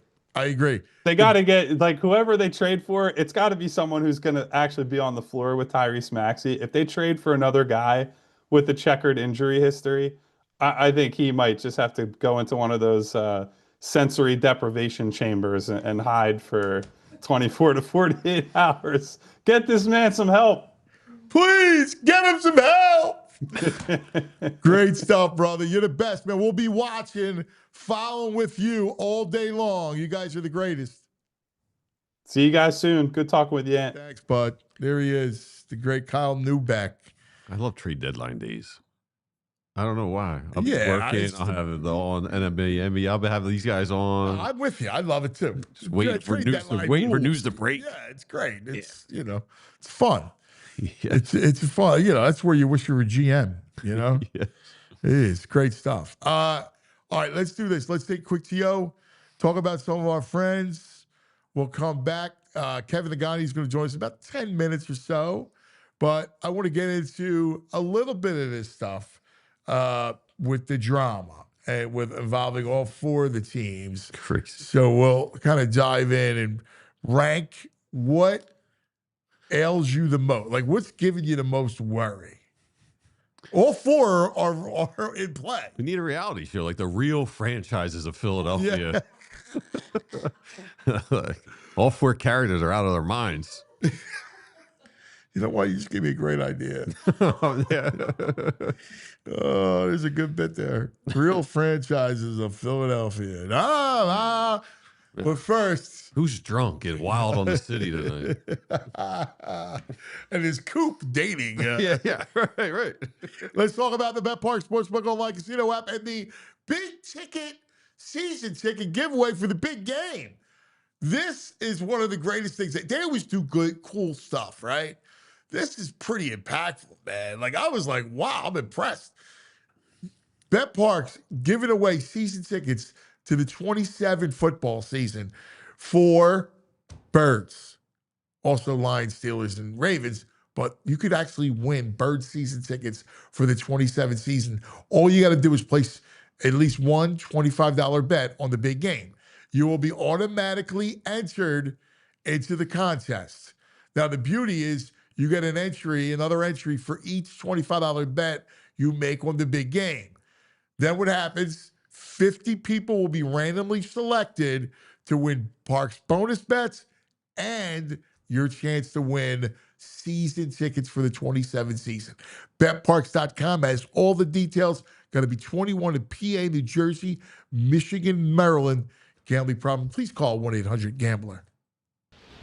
So my morning routine begins at Wawa. I think like most everybody else, but it's the greatest routine ever. It's the $5 breakfast deal, and it's a deal. You're talking about your sizzly. You want bacon, egg, and cheese. You want sausage, egg, and cheese. You want a bagel. You want a wrap. It's right there. Hash brown, coffee. All right, any size coffee. I'm a Wawa coffee fan. All right, whole thing just $5. And you can if you want to switch it up. You want to go with the new caramel chocolate craze flavors. You want something different. You want a little sweetness to it. But anyway, you're in, you're out. You got enough fuel to actually get you going in the morning. You got meetings, you got stuff to do. Wawa is the fuel. 5 a.m. to 11 a.m. every day. All right? Any size coffee, sizzly hash brown. Wawa.com. Limited time availability. Get fueled up at Wawa. Yes, Wawa. Love you, Wawa. By the way, Kyle was the big takeaway, right? Brought to us by Xfinity. The big takeaway on draft day, or trade deadline day, trade deadline day. And that's our big takeaway. Is there another shoe to drop?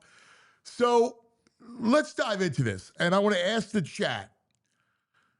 Chat? Hello, chat.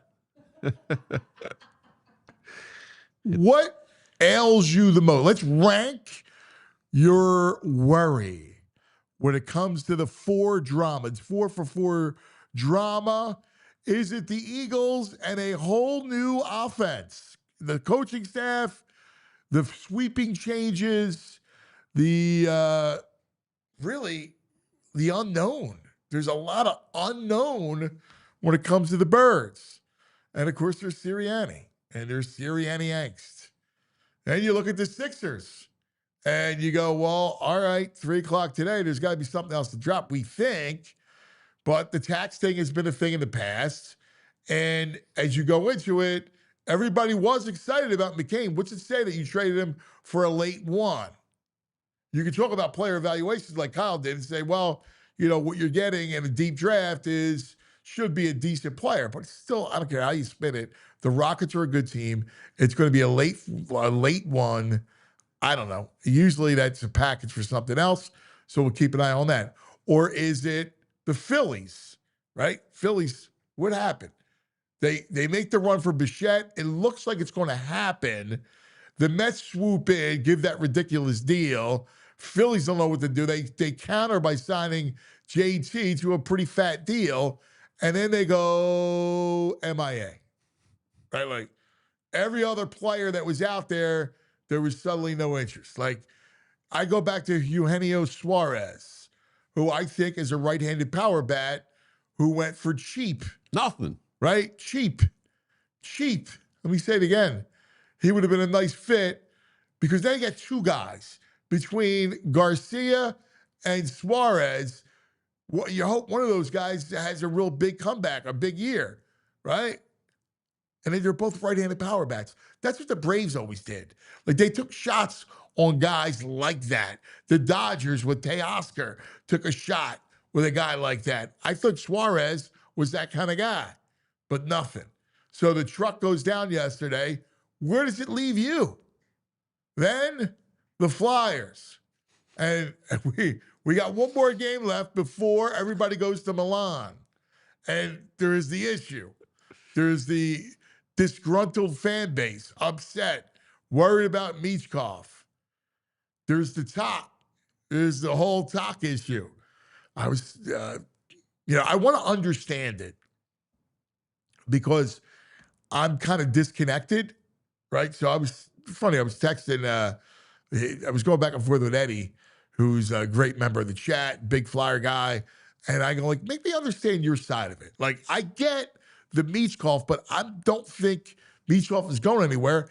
And I don't think what's happening right now is going to chase Michkov away. So, and I look at the talent of the team and I go, this isn't a coaching thing. This is hey, let's build this thing. The stuff is still building. So how would you rank? You and I are, I'm Eagles right now. Eagles concern me.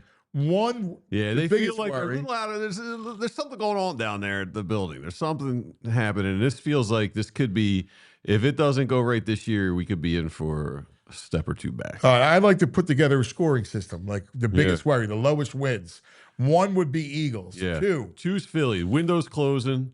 I mean, they got the next 3-4 years, I think, and they don't seem to have any urgency. That bothers me. And they seem cheap. 3. Sixers, because I think they can win the Eastern Conference if they make the right moves. And Flyers, I'm giving the Flyers another year before I start panicking. Yeah. I feel. Let's see what happens. They Yeah, may make the you- playoffs. like, All you this and for I- nothing. you They and may I- be in the playoffs this year. Who knows? Like yeah. See, I didn't use the playoffs as a barometer, right? Yeah. So if they don't make the playoffs, I heard one of the stations was running like a promo, and are the Flyers going to make a push to the playoffs? It was like this year wasn't about the playoffs, at least for me. Yeah. And my own I'd like to see expectations, it. right? Like, what was funny? I was watching Colorado last night, and it's a tight game. It was Colorado San Jose, real good game. Like, San Jose's good. Yeah. Like, they're starting to get better, and it's a tight game, and you just see the talent, right? And that's without Nietzsche, and they're without somebody else too. And you're looking at that team. You're going, I mean, they're just elite, like everywhere. Like, there's so much. You watch Tampa the other night, and they're without Braden Point, right? Like, these teams are so good. They're deep. Right? It's going to take a while to get there. You look at Minnesota, and Boldy scored a hat trick in the first period, right? And you go, like, these stars, like, it's going to take a minute for you to get there. So that's kind of where I kind of want to understand it. Here's Randy. Randy goes Eagles 1, Phillies 2, Sixers 3, Tockett being a chatty Cathy number 4. So that's your 4. That's just like you. Yeah. Eddie Wright, this is why he's so fired up. His number 1 worries Flyers. Wow. 2 Eagles, 3 Sixers, 4 Phillies. What else we got? I would flop the Sixers and Phillies. Big AD, he goes Sixers, Flyers, Phillies, Eagles. Wow. Eagles last? Eagles last. Wow. I He's need feeling more pretty on- confident. Nick, I need you better more- call in, Big AD. I need more of that, Big AG. I'm with Mickey Dirk at number 5. The snow isn't going anywhere. That's a concern. Dude, it's been above freezing the last couple days. Yeah, nothing's happening. And this stuff is still the same. The sidewalks are. Did you just hear that? Was that him? That was him. Was that a sneeze? That was the bro. Is that a sneeze? The bro. The bro has no concept of it. You can't hear it on the mic. You can't hear it on the mic? Oh, all right. Yeah, another number 5, the snow. Snow is great. Snow is a Here huge goes word. Stevie G. Eagles, Phillies, Flyers, Sixers, Union. What was it? What was that noise? He's oblivious. He doesn't even know the noises are coming out of that chamber over there. You think my crib's been? There's something going on over there. There was no noise in my office. Are you serious? Yeah. Wait, really? Yeah. We all heard it. Chad heard it. Chad was like, what's that, the bro season again? No, Bro got upset. he is wearing shoes Don't today. upset the bro. Yeah. Bro's getting upset. They're asking if he's wearing sandals. He does have sneakers on today. Some nice low dunks. Yeah, they are nice. Got good sneakers on. Yeah. Bro's got good sneakers on. All the chat is tied right now. Oh man, I'm curious to see how this all plays out. You got to read it to us. We got old man eyes. Well, you don't. So it's tied 38% Eagles and Phillies, and then it goes to 16% Sixers, and then 9% Flyers. All right. So that's Yeah, I mean the Eagles thing. I'm most worried about the Eagles. yes. Like this is a year of huge change. Filthy McNasty, Phils, Eagles, Sixers. Don't give a bleep about the Flyers.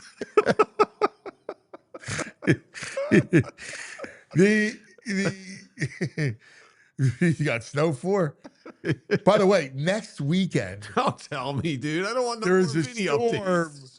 That Acu Vinny's got to go on vacation, dude.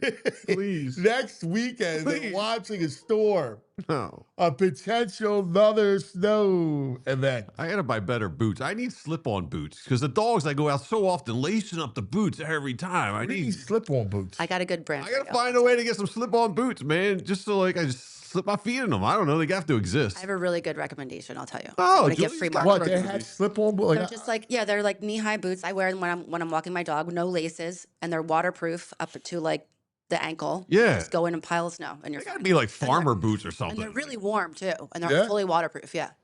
Yeah, dude. I'm so sick of lacing up these boots every time I go out. Yeah. I just put on my Timbs. Tim's. I just go back to 1999.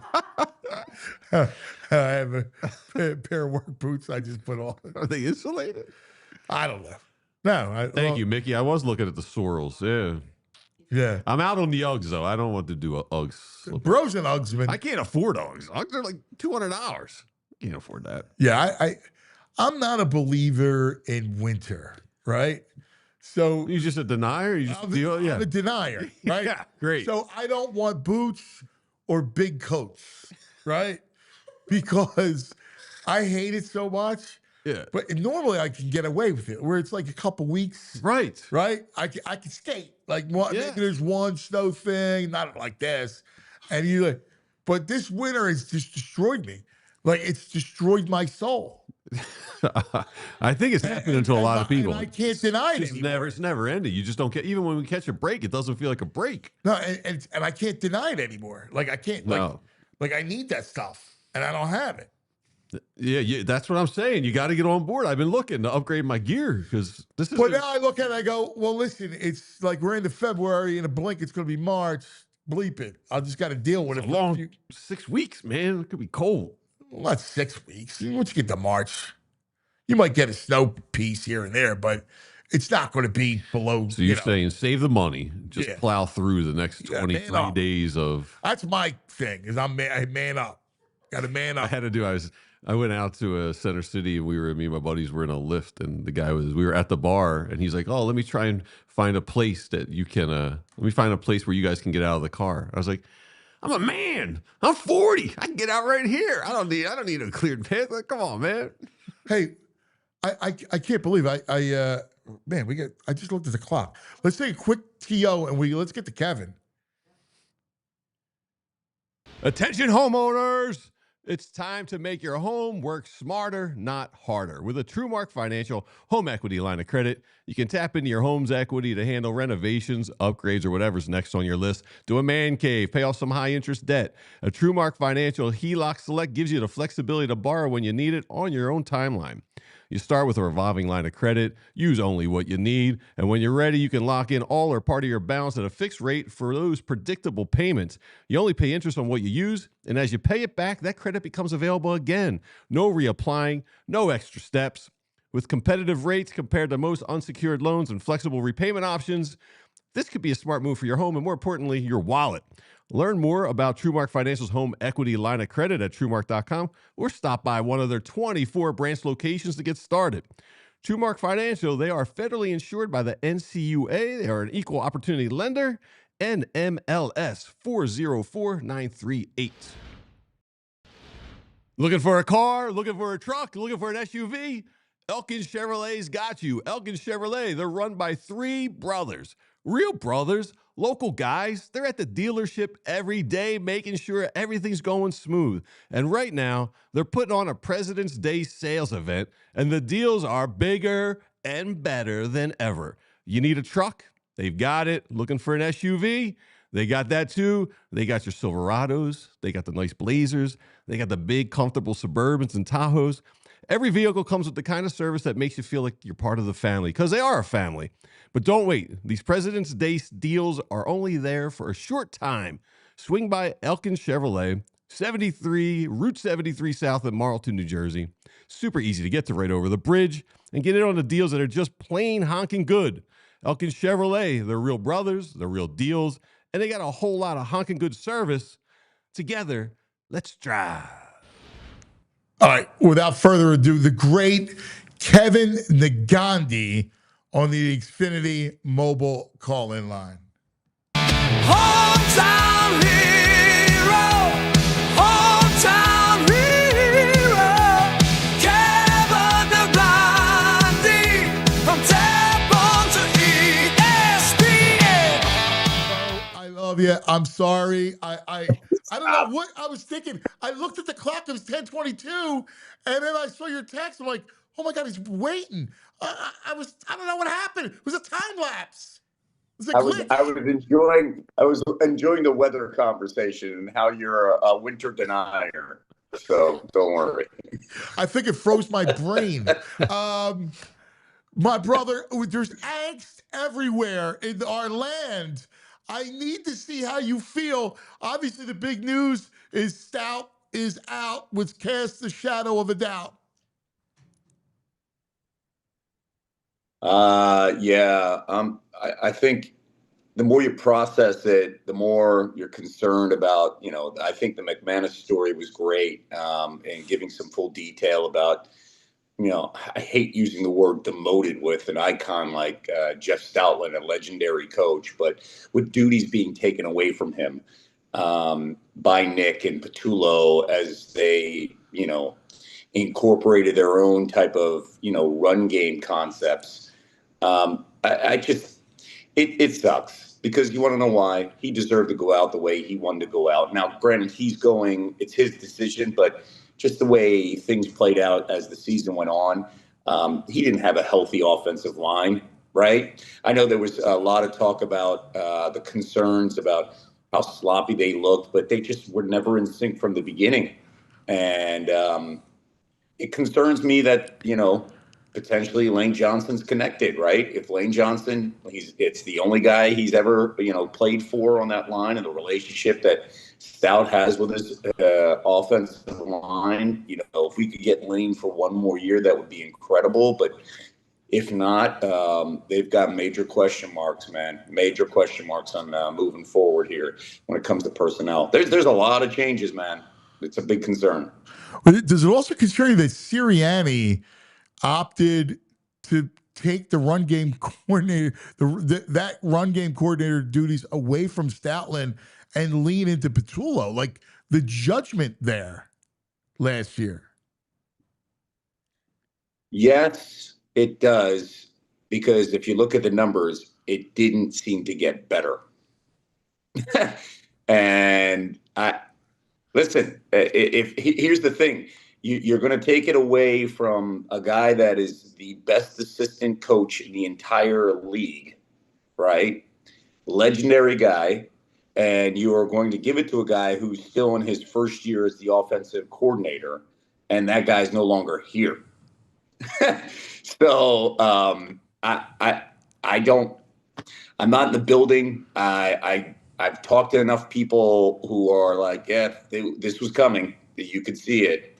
And I just hope it just doesn't bite us in the butt, man. If this is hey, rip the entire Band-Aid and let's start anew, okay. Now I'm kind of curious about the role that Nick's going to have with this offense coming in the fall, because there's a lot of upheaval, and you still have the roster the way it's constructed.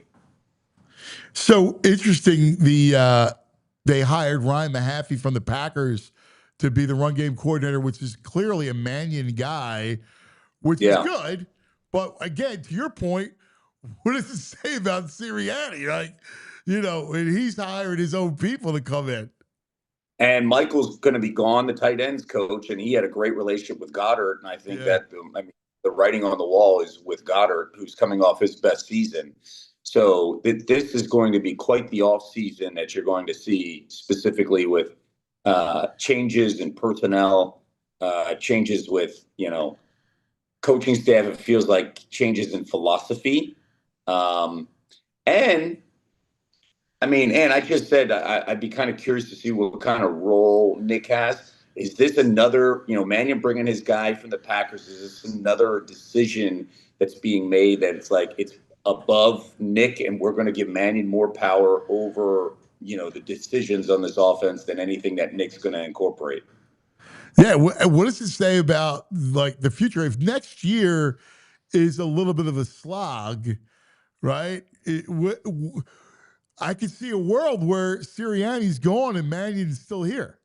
Like they go, he's a bright guy. We're gonna, keep him, but maybe we'll go with a different type of head coach.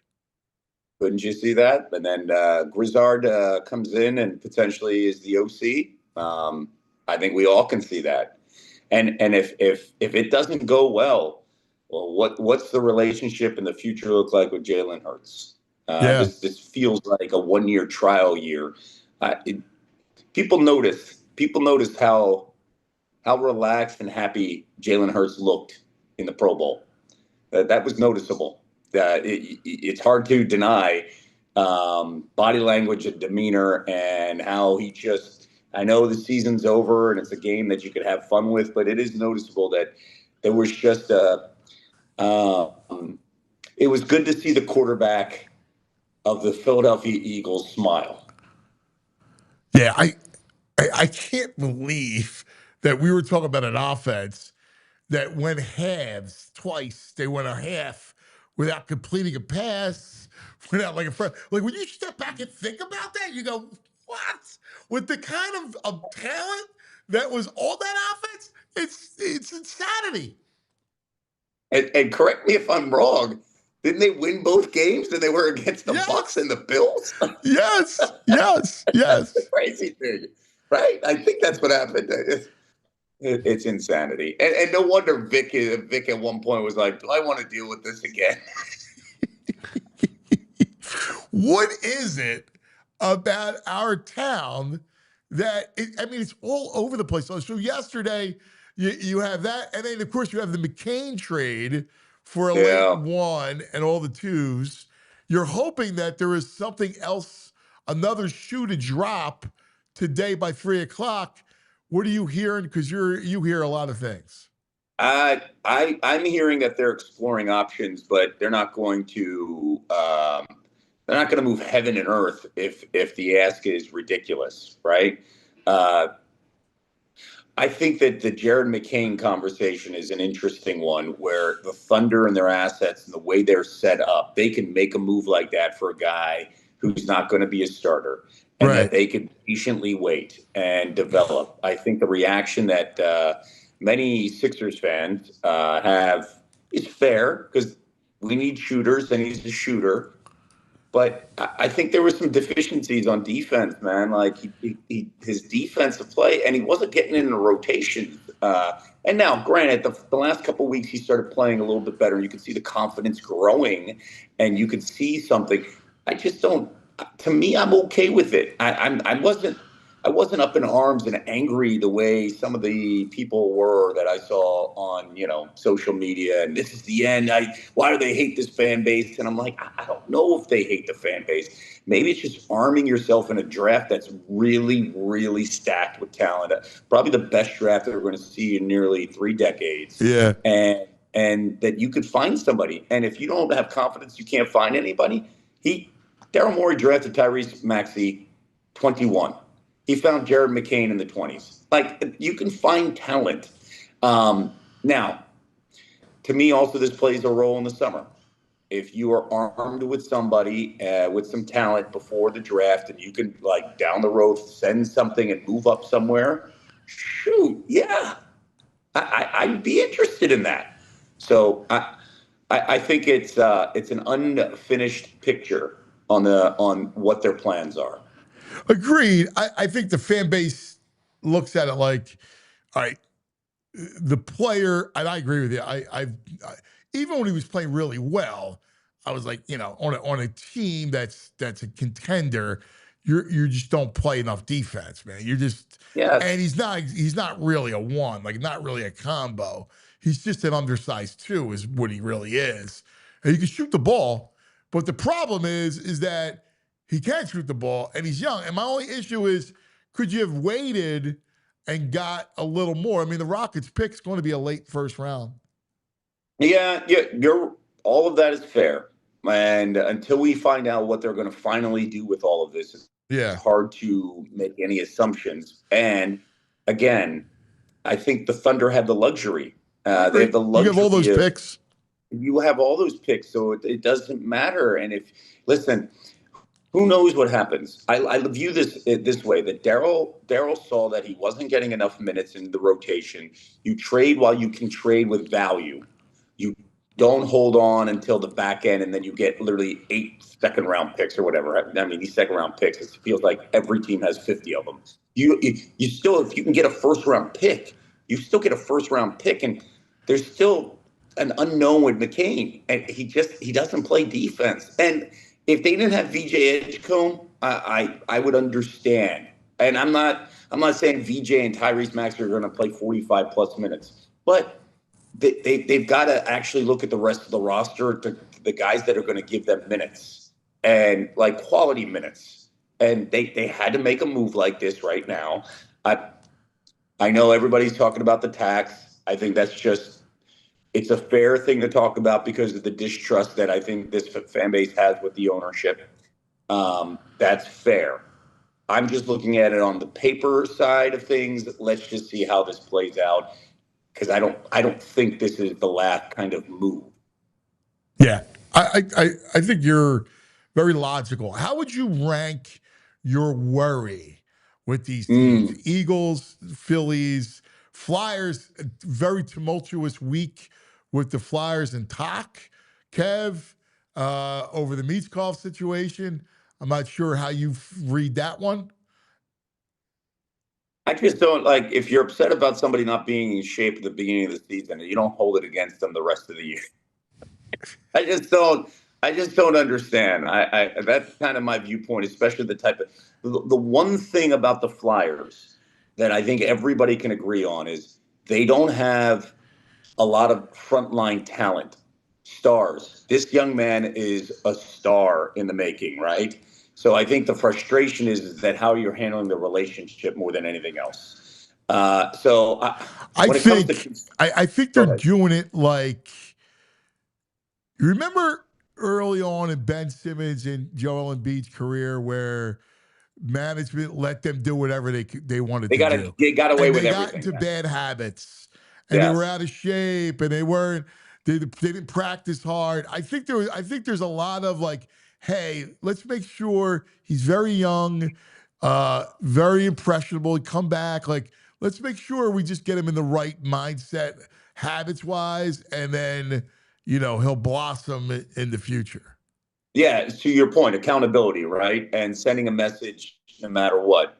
It's just, I think it's really unfortunate that it continues to play out, and it's playing out more than halfway into the season publicly.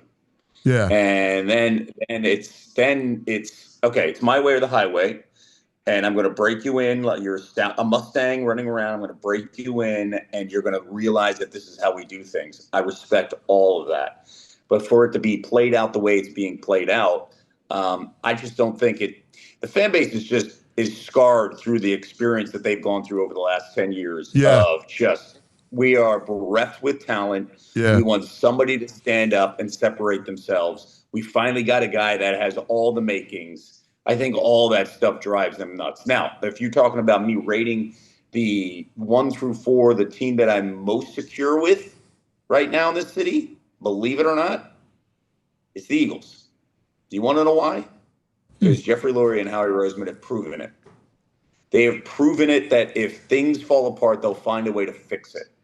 So I agree, that. but I almost think it's a little different than, like, I get where you're coming from, but I think before you get to that point that they'll fix it, there may be some drama that it would ensue, Well, hey, listen, if there's one thing we know that the Eagles always have to have is drama. I mean, like in every single thing they do, whether they're winning the Super Bowl or getting knocked out of the first round, it's just drama in every single thing that they do, no matter what. But I trust them in getting it right because they've gotten it right in the middle of their drama. Listen, we've got drama with the Sixers and they still haven't gotten it right. We've got drama with the Flyers and they still haven't gotten it right. We got drama. Listen, if the drama is going to be there regardless. But having 1 or 2 seasons where you're winning it all, I think is worth the drama. It's just you bang your head on like some of it being so unnecessary. But the Eagles have won. Like that's the thing. The Phillies drama, I think, is the frustrating part. Is it is funny. It is funny that we get so frustrated with the Phillies running it back, and then we get frustrated with a team that wants to tinker and get better, like the Sixers not deciding we're not going to run it back with like some of the things. We're going to make some moves. Like, so it is a funny, fascinating, like, Yeah. relationship that we have with these teams. And you know what this comes down to, Ant? This comes down to one thing: the trust that the fan base has with ownership and executives in the front office. Yes. Yes. Because no one gives the it's a benefit great of the point. doubt to certain guys. Yeah. They'll give the benefit of the doubt to And Howie. you're right. Howie and Jeff have gotten this thing over and over again. They've earned it. Yes, they've earned it. I'm curious to see if you. I was talking to somebody in a league, and they were asking about Sirianni, and they're like, "Dude, what's up with that guy?" Like, from another team, and like other people around the league, just they're they're almost like confused by the way he acts. That it's so different than every other coach in the NFL. And I'm glad you brought this up. You nailed it, right? You 100% nailed that.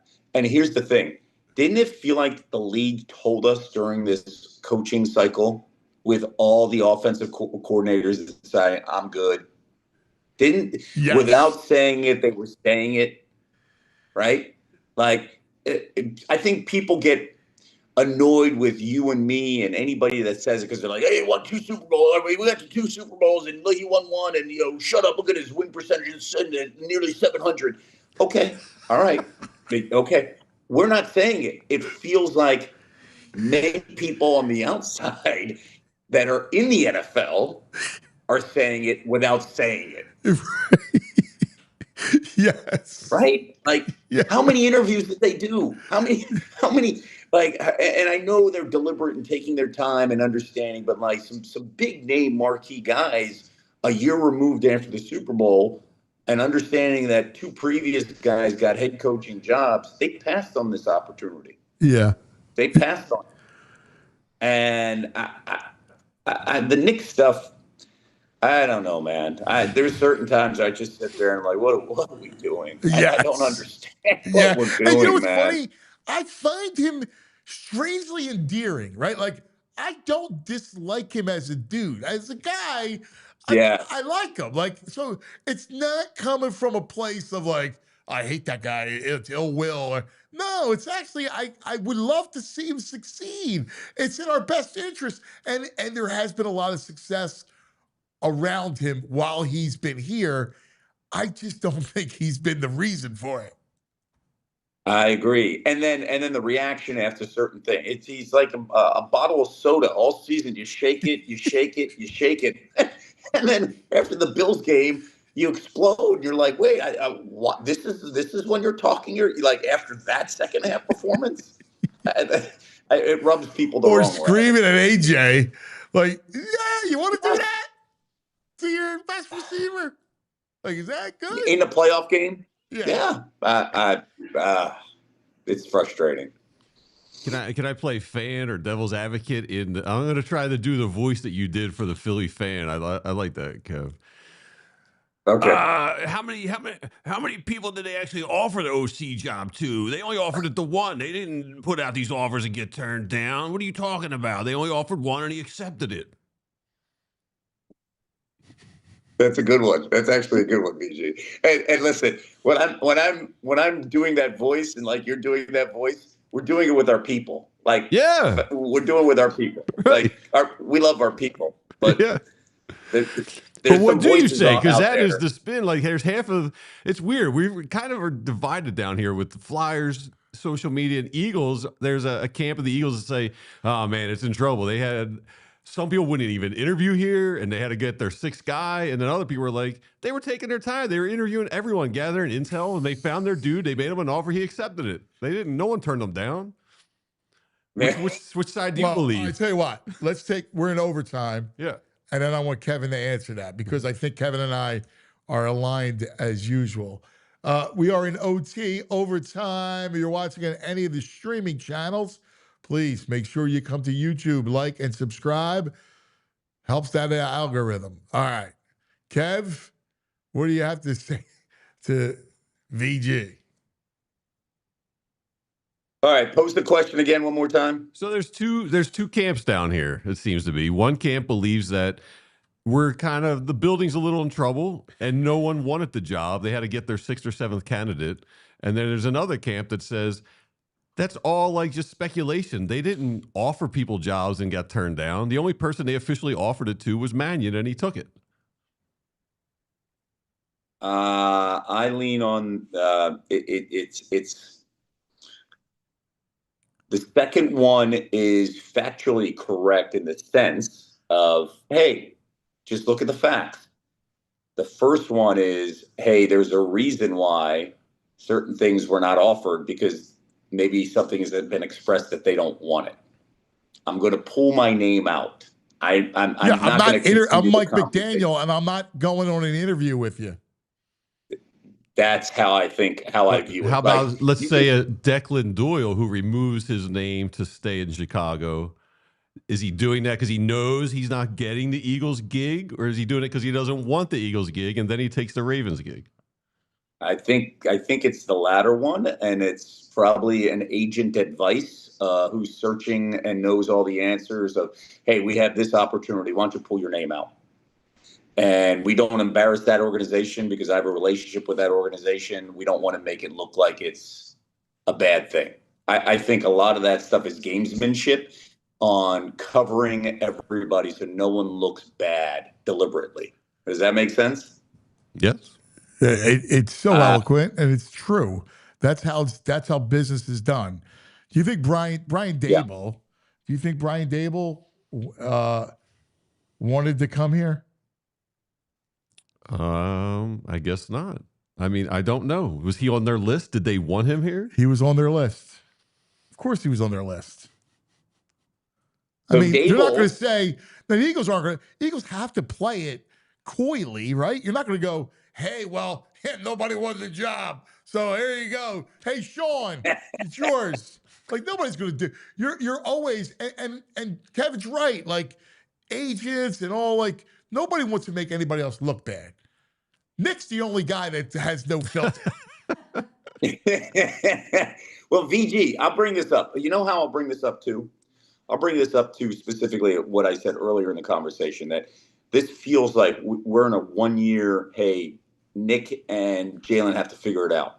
If you're Brian Dable, why are you going to a situation and you're getting the vibes and your agent's probably giving you advice that, hey, this is a 1 year thing, man. If you go to Tennessee, you have stability in the sense of Saleh starting something. You're with a second-year quarterback, and you have a 2 or 3 year window, right? Compared to you've got to figure this out in this, potential, bottle of shaking pressure constantly. I'm sorry for that. I shouldn't even do that. You've got to figure this out with all the pressure. If not, it's going to explode, right? So I think that many people viewed this as, hey, they don't know what's going to happen next year. So why do I want to go there where it's a situation of instability? Right? Yeah, makes sense. I want to ask you guys a question. So I posed this on social media yesterday, and I actually would love to hear your thoughts. When Stoutland announced that he was stepping away, and I'm assuming that's going to be, and I'm hoping that's going to be in retirement, I put out a list of, I think, guys that are coordinators or assistants that were never head coaches in the I city that are responded to below. you on Threads. Yes, you did. And yes. So I put in, just off the top of my head, Jim Johnson, defensive coordinator, Stoutland, and then what was the third one? Jesus, I'm so out of it. Was right it Fangio? now. Fangio. And people got pissed off because recency bias, there was a lot of people that were mad at me because I was like, listen, Stoutland should be number one, not Jim Johnson. You're an old man and all that. You're in your 50s. And I was like, all right, man, put it in whatever order you want. Like this is like, these people are goofy. Sometimes I don't like, care. All right, boomers. Put it in whatever list. order. Right. And then somebody brought up Deuce Staley. Somebody brought up Mo Cheeks. Who do you think? But your criteria was who never became a head coach. Now Mo became a head coach elsewhere, right? Yes, like my criteria was never becoming a head coach in the city because we have a different relationship with head coaches. Right. It's a like fascinating. perfect. Yeah, I What's thought that? you were. And by the way, you didn't go Sid Gilman. I right? love No. Sid Gilman. Right? Like you kept it recent. Like Jim Johnson's not old. Come on, No. man. It's not Yeah, that it was old. this decade, and it was. I mean, this century. I Right. stayed in the century. Exactly. That's ridiculous. So, It's you a know, great Because one. you know where I I go. was joking around. I went Irish Mike That's Ryan. right. I just pulled up, dude. That's where I go too. Irish Mike I Ryan. hit Kevin up. I go, I love the list. Yes. Irish Mike Yes. Ryan. Yes. We love the Irish Mike Ryan. Yeah. Like, you could have gone. It's Could have gone great. Bud Carson. Back in the day. Yeah. If you really wanted to, but I mean, who else? Because somebody brought up Deuce Staley. Well, think And I about was the like, notable ones on the Eagles, right? So Yeah. the assistant coaches, now I would vote Spags because he's my boy, right? That's amazing. That's an excellent one. Yes, that he's still revered in this Well, town. he became a head coach. Well, no, here. No, but not in this city. Yeah. Of that, you also had, now later, think about the ones you reviled. Jim Washburn, we hated, Oh, right? oh. Yeah, Yeah. Juan Castillo, poor Juan. Juan was a great offensive line coach, He right? was. Yeah. But when Jonathan he Gannon? flipped it, Jonathan Gannon's number one. oh, yes. yes. We love And Schwartz. listen, yeah, Schwartz is pretty good. Now the Gannon stuff I find fascinating, guys, because listen, I couldn't stand him, but the vitriol towards Gannon is next level compared to any Right here, assistant man. coach. He's the leader of that brigade. It is unbelievable. Listen, I'm sure I blew it out of proportion, but it just drove me nuts that he just refused to pressure at any points. And he was a tough talker, right? Yes, and he was. You can't be a tough talker and then play with such passivity. Like, you can't do it. And when Andy schooled you in the Super Bowl ran the same play, like, come on, bro. Like, you got to be ready for that. And then you let a gimpy Patrick Mahomes beat you with his legs. I mean, I agree. Am I too hard on the guy? I'm sure. But like, no. I agree. This is a good conversation. It's especially off the Stoutland news. It is. It's a great one. I'm trying to think of the other sports. Phillies. Who do we love? Doobie? Doobie's good. Rich Doobie. Yeah, Rich Doobie's a good one. That's a really good one. Anthony Doobie got that one. Doobie got that one. I can hear Charlie echoing in my head. Vukovic, right? Vuk was a good one. That's actually a great one. Davey Lopes.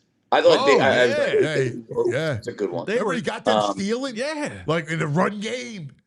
Yes. There was a good one, but he later became a coach with the Sixers, Jim Lynam. I thought Jim Lynam, and maybe could have gone Matt Bukas as well. Yes. They were loved. I would go John Maloney of the Temple Owls. Oh my God, Jim Maloney, yes. Yeah, Jim Maloney. Sorry, Jim Maloney. Yeah, Jim Maloney and D. Demopoulos. Those are the two guys. Yeah, with Coach Chaney. Yep. I was thinking about him the other day, dude. How great was he as a man and as a coach? Wasn't he the greatest? Who? Coach Chaney? Yeah. Oh, the best. Wasn't he? He was the best, man. I love Kevin. Kevin. Hey, Kevin, where the hell you from? Coach, I'm from Phoenix. So I don't care about that. Where the hell your parents from? I don't care about Phoenix. So where the hell your parents from? They're from India. Okay, that's what I care about. Come on to the office with me. Let me buy you a tie. Armani tie. If we're gonna do this, I got a great story. I got so many great stories of Coach, because he would invite me to his office and I would sit there and he'd be on the phone and he'd be talking, and he was MFing back and forth with a coach and all, and he, back and forth for like 10 minutes. I'm just sitting there and I'm like, what the hell's going on? Gets off the phone. Who the hell was that? That was Bobby Knight. Yes. And he just goes on a rant about Bobby. You remember him saying that? He saw that? Yes. Yes, and he was like, "I'm the Black Bobby Knight." What are you talking about? I'm the Black Bobby Knight. He loved that stuff, man. He was the greatest. Just one of a kind. I think that was the man. headline. I wrote a piece on him in Philly Mag, the Black Knight, and it was like, I think that was the headline.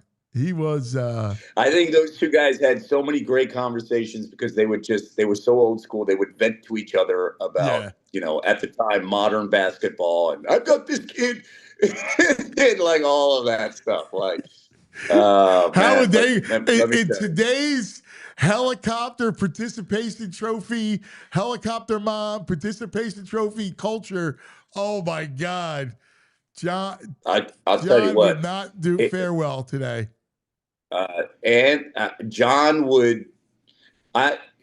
loved basketball, but John would be like, "I'm good. I'll coach middle school kids. I don't need to be around any of this stuff, man. Yeah, I don't need to be around any of that." But they loved him to death, man, because they knew he loved them. Yeah, they all knew that this man loves me.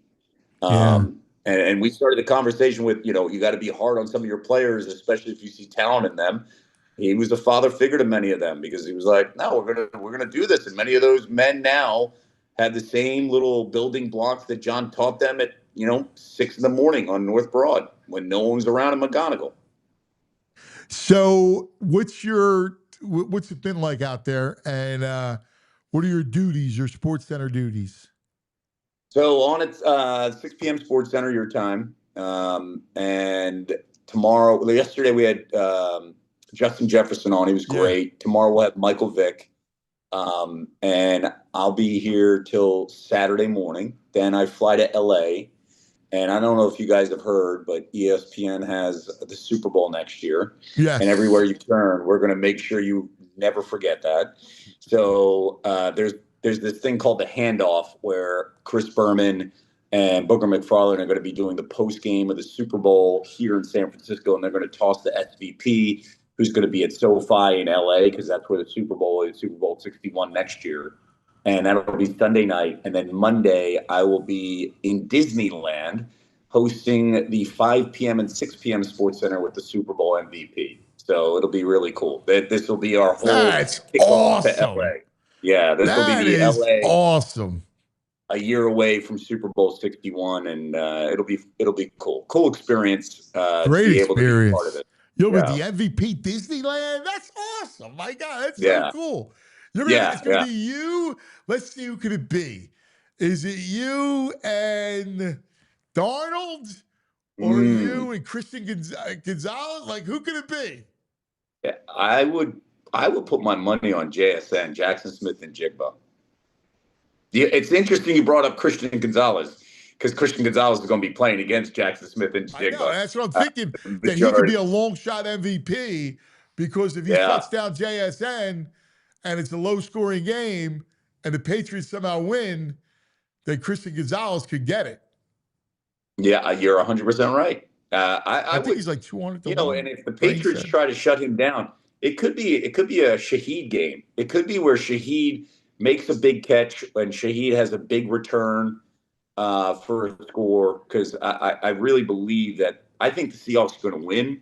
I think this game is going to be dictated by the defensive lines of both teams. Milton Williams is perfect for that Patriots team, and Barmore up the middle. They could take advantage of the guards of the Seahawks. Same deal when you look at the Seahawks front line. Holy cow. Yeah. When you have Williams, you have Lawrence, and you have Murphy Jr. I think that line can really kind of push Drake May and make him uncomfortable. This game will come down to one thing, Ant. Turnovers. The comfort that Sam Darnold has. Yes. The comfort that Sam Darnold has. If Sam Darnold's comfortable, then I think the Seahawks win easily. If Sam Darnold is tentative, which you'll see in the beginning of the game, and then gets comfortable, then I think it'll be close. And do we see a special teams, big play or turnover in the red zone?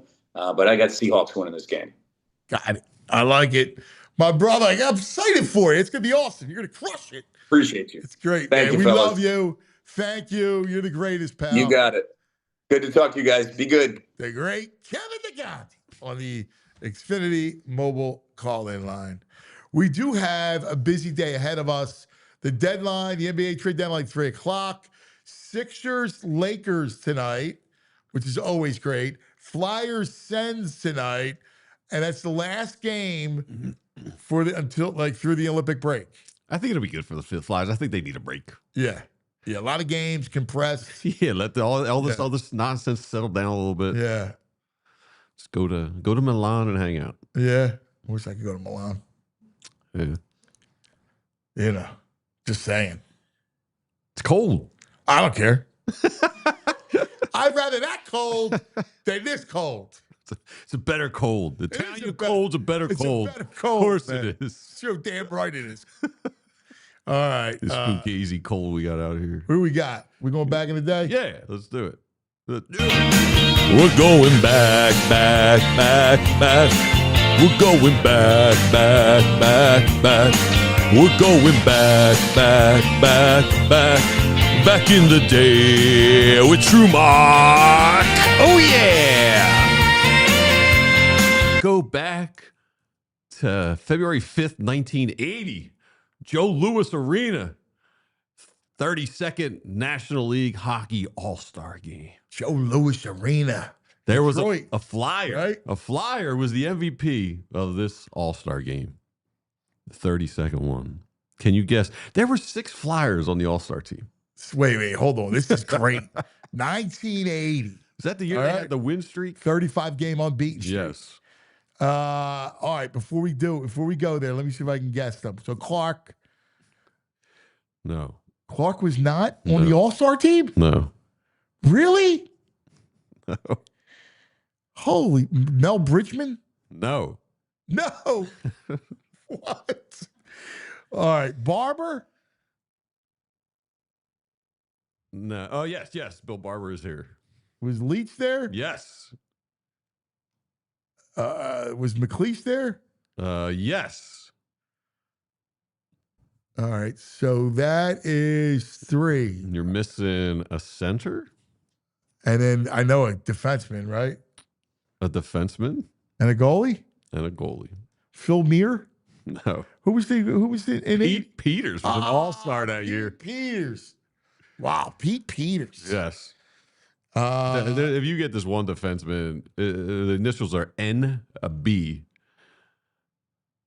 okay, don't give it to me. Yeah, I mean, it'll be busted out of you. I can't even believe I don't remember this guy. And he was an all-star. N as in as Nancy. okay. As B is Nan- in boy. Oh my God! All right, let's. I need. Oh, why you think about that? I'll give you the other center's prop. Oh, prop, yeah. Tim Kerr prop. That line, Kerr didn't make it. Kerr did not make it. NB. Oh, this is going to drive me How nuts. long did this guy play for the Flyers? It couldn't have been long. B. I'm trying to go think about He played like defenseman. Ben 3 years. Wilson. NB.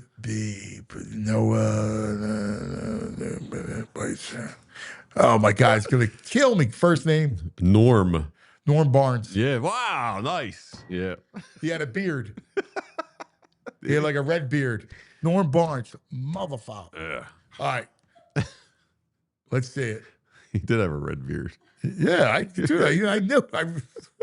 I watched every one of those. He's got games. blonde hair and a red beard. I watched every one of those games. Was Phil Muir the backup? I just remember Phil Muir, but Pete Peters. Then I found out Pete Peters was a Peter. What does that mean?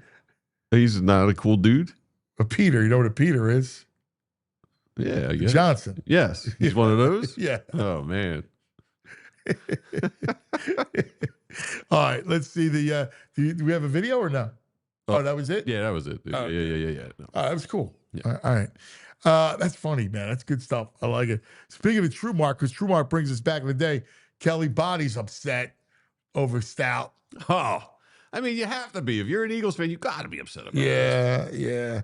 Anyway, Jules, great job as always. Yeah. We love you. All right. We're going to kick it off. Let's go. Let's get a stretch 4 today. Can we get a stretch 4, a victory over the Lakers, and a victory over Ottawa. And a Meach Cup goal. And a Michkov goal. Not an empty netter. Right. And no Eagles drama. Yeah, please. All right? Please. That's all we're asking for today. Have a great day, everybody. We love you. We all silly like the mayor.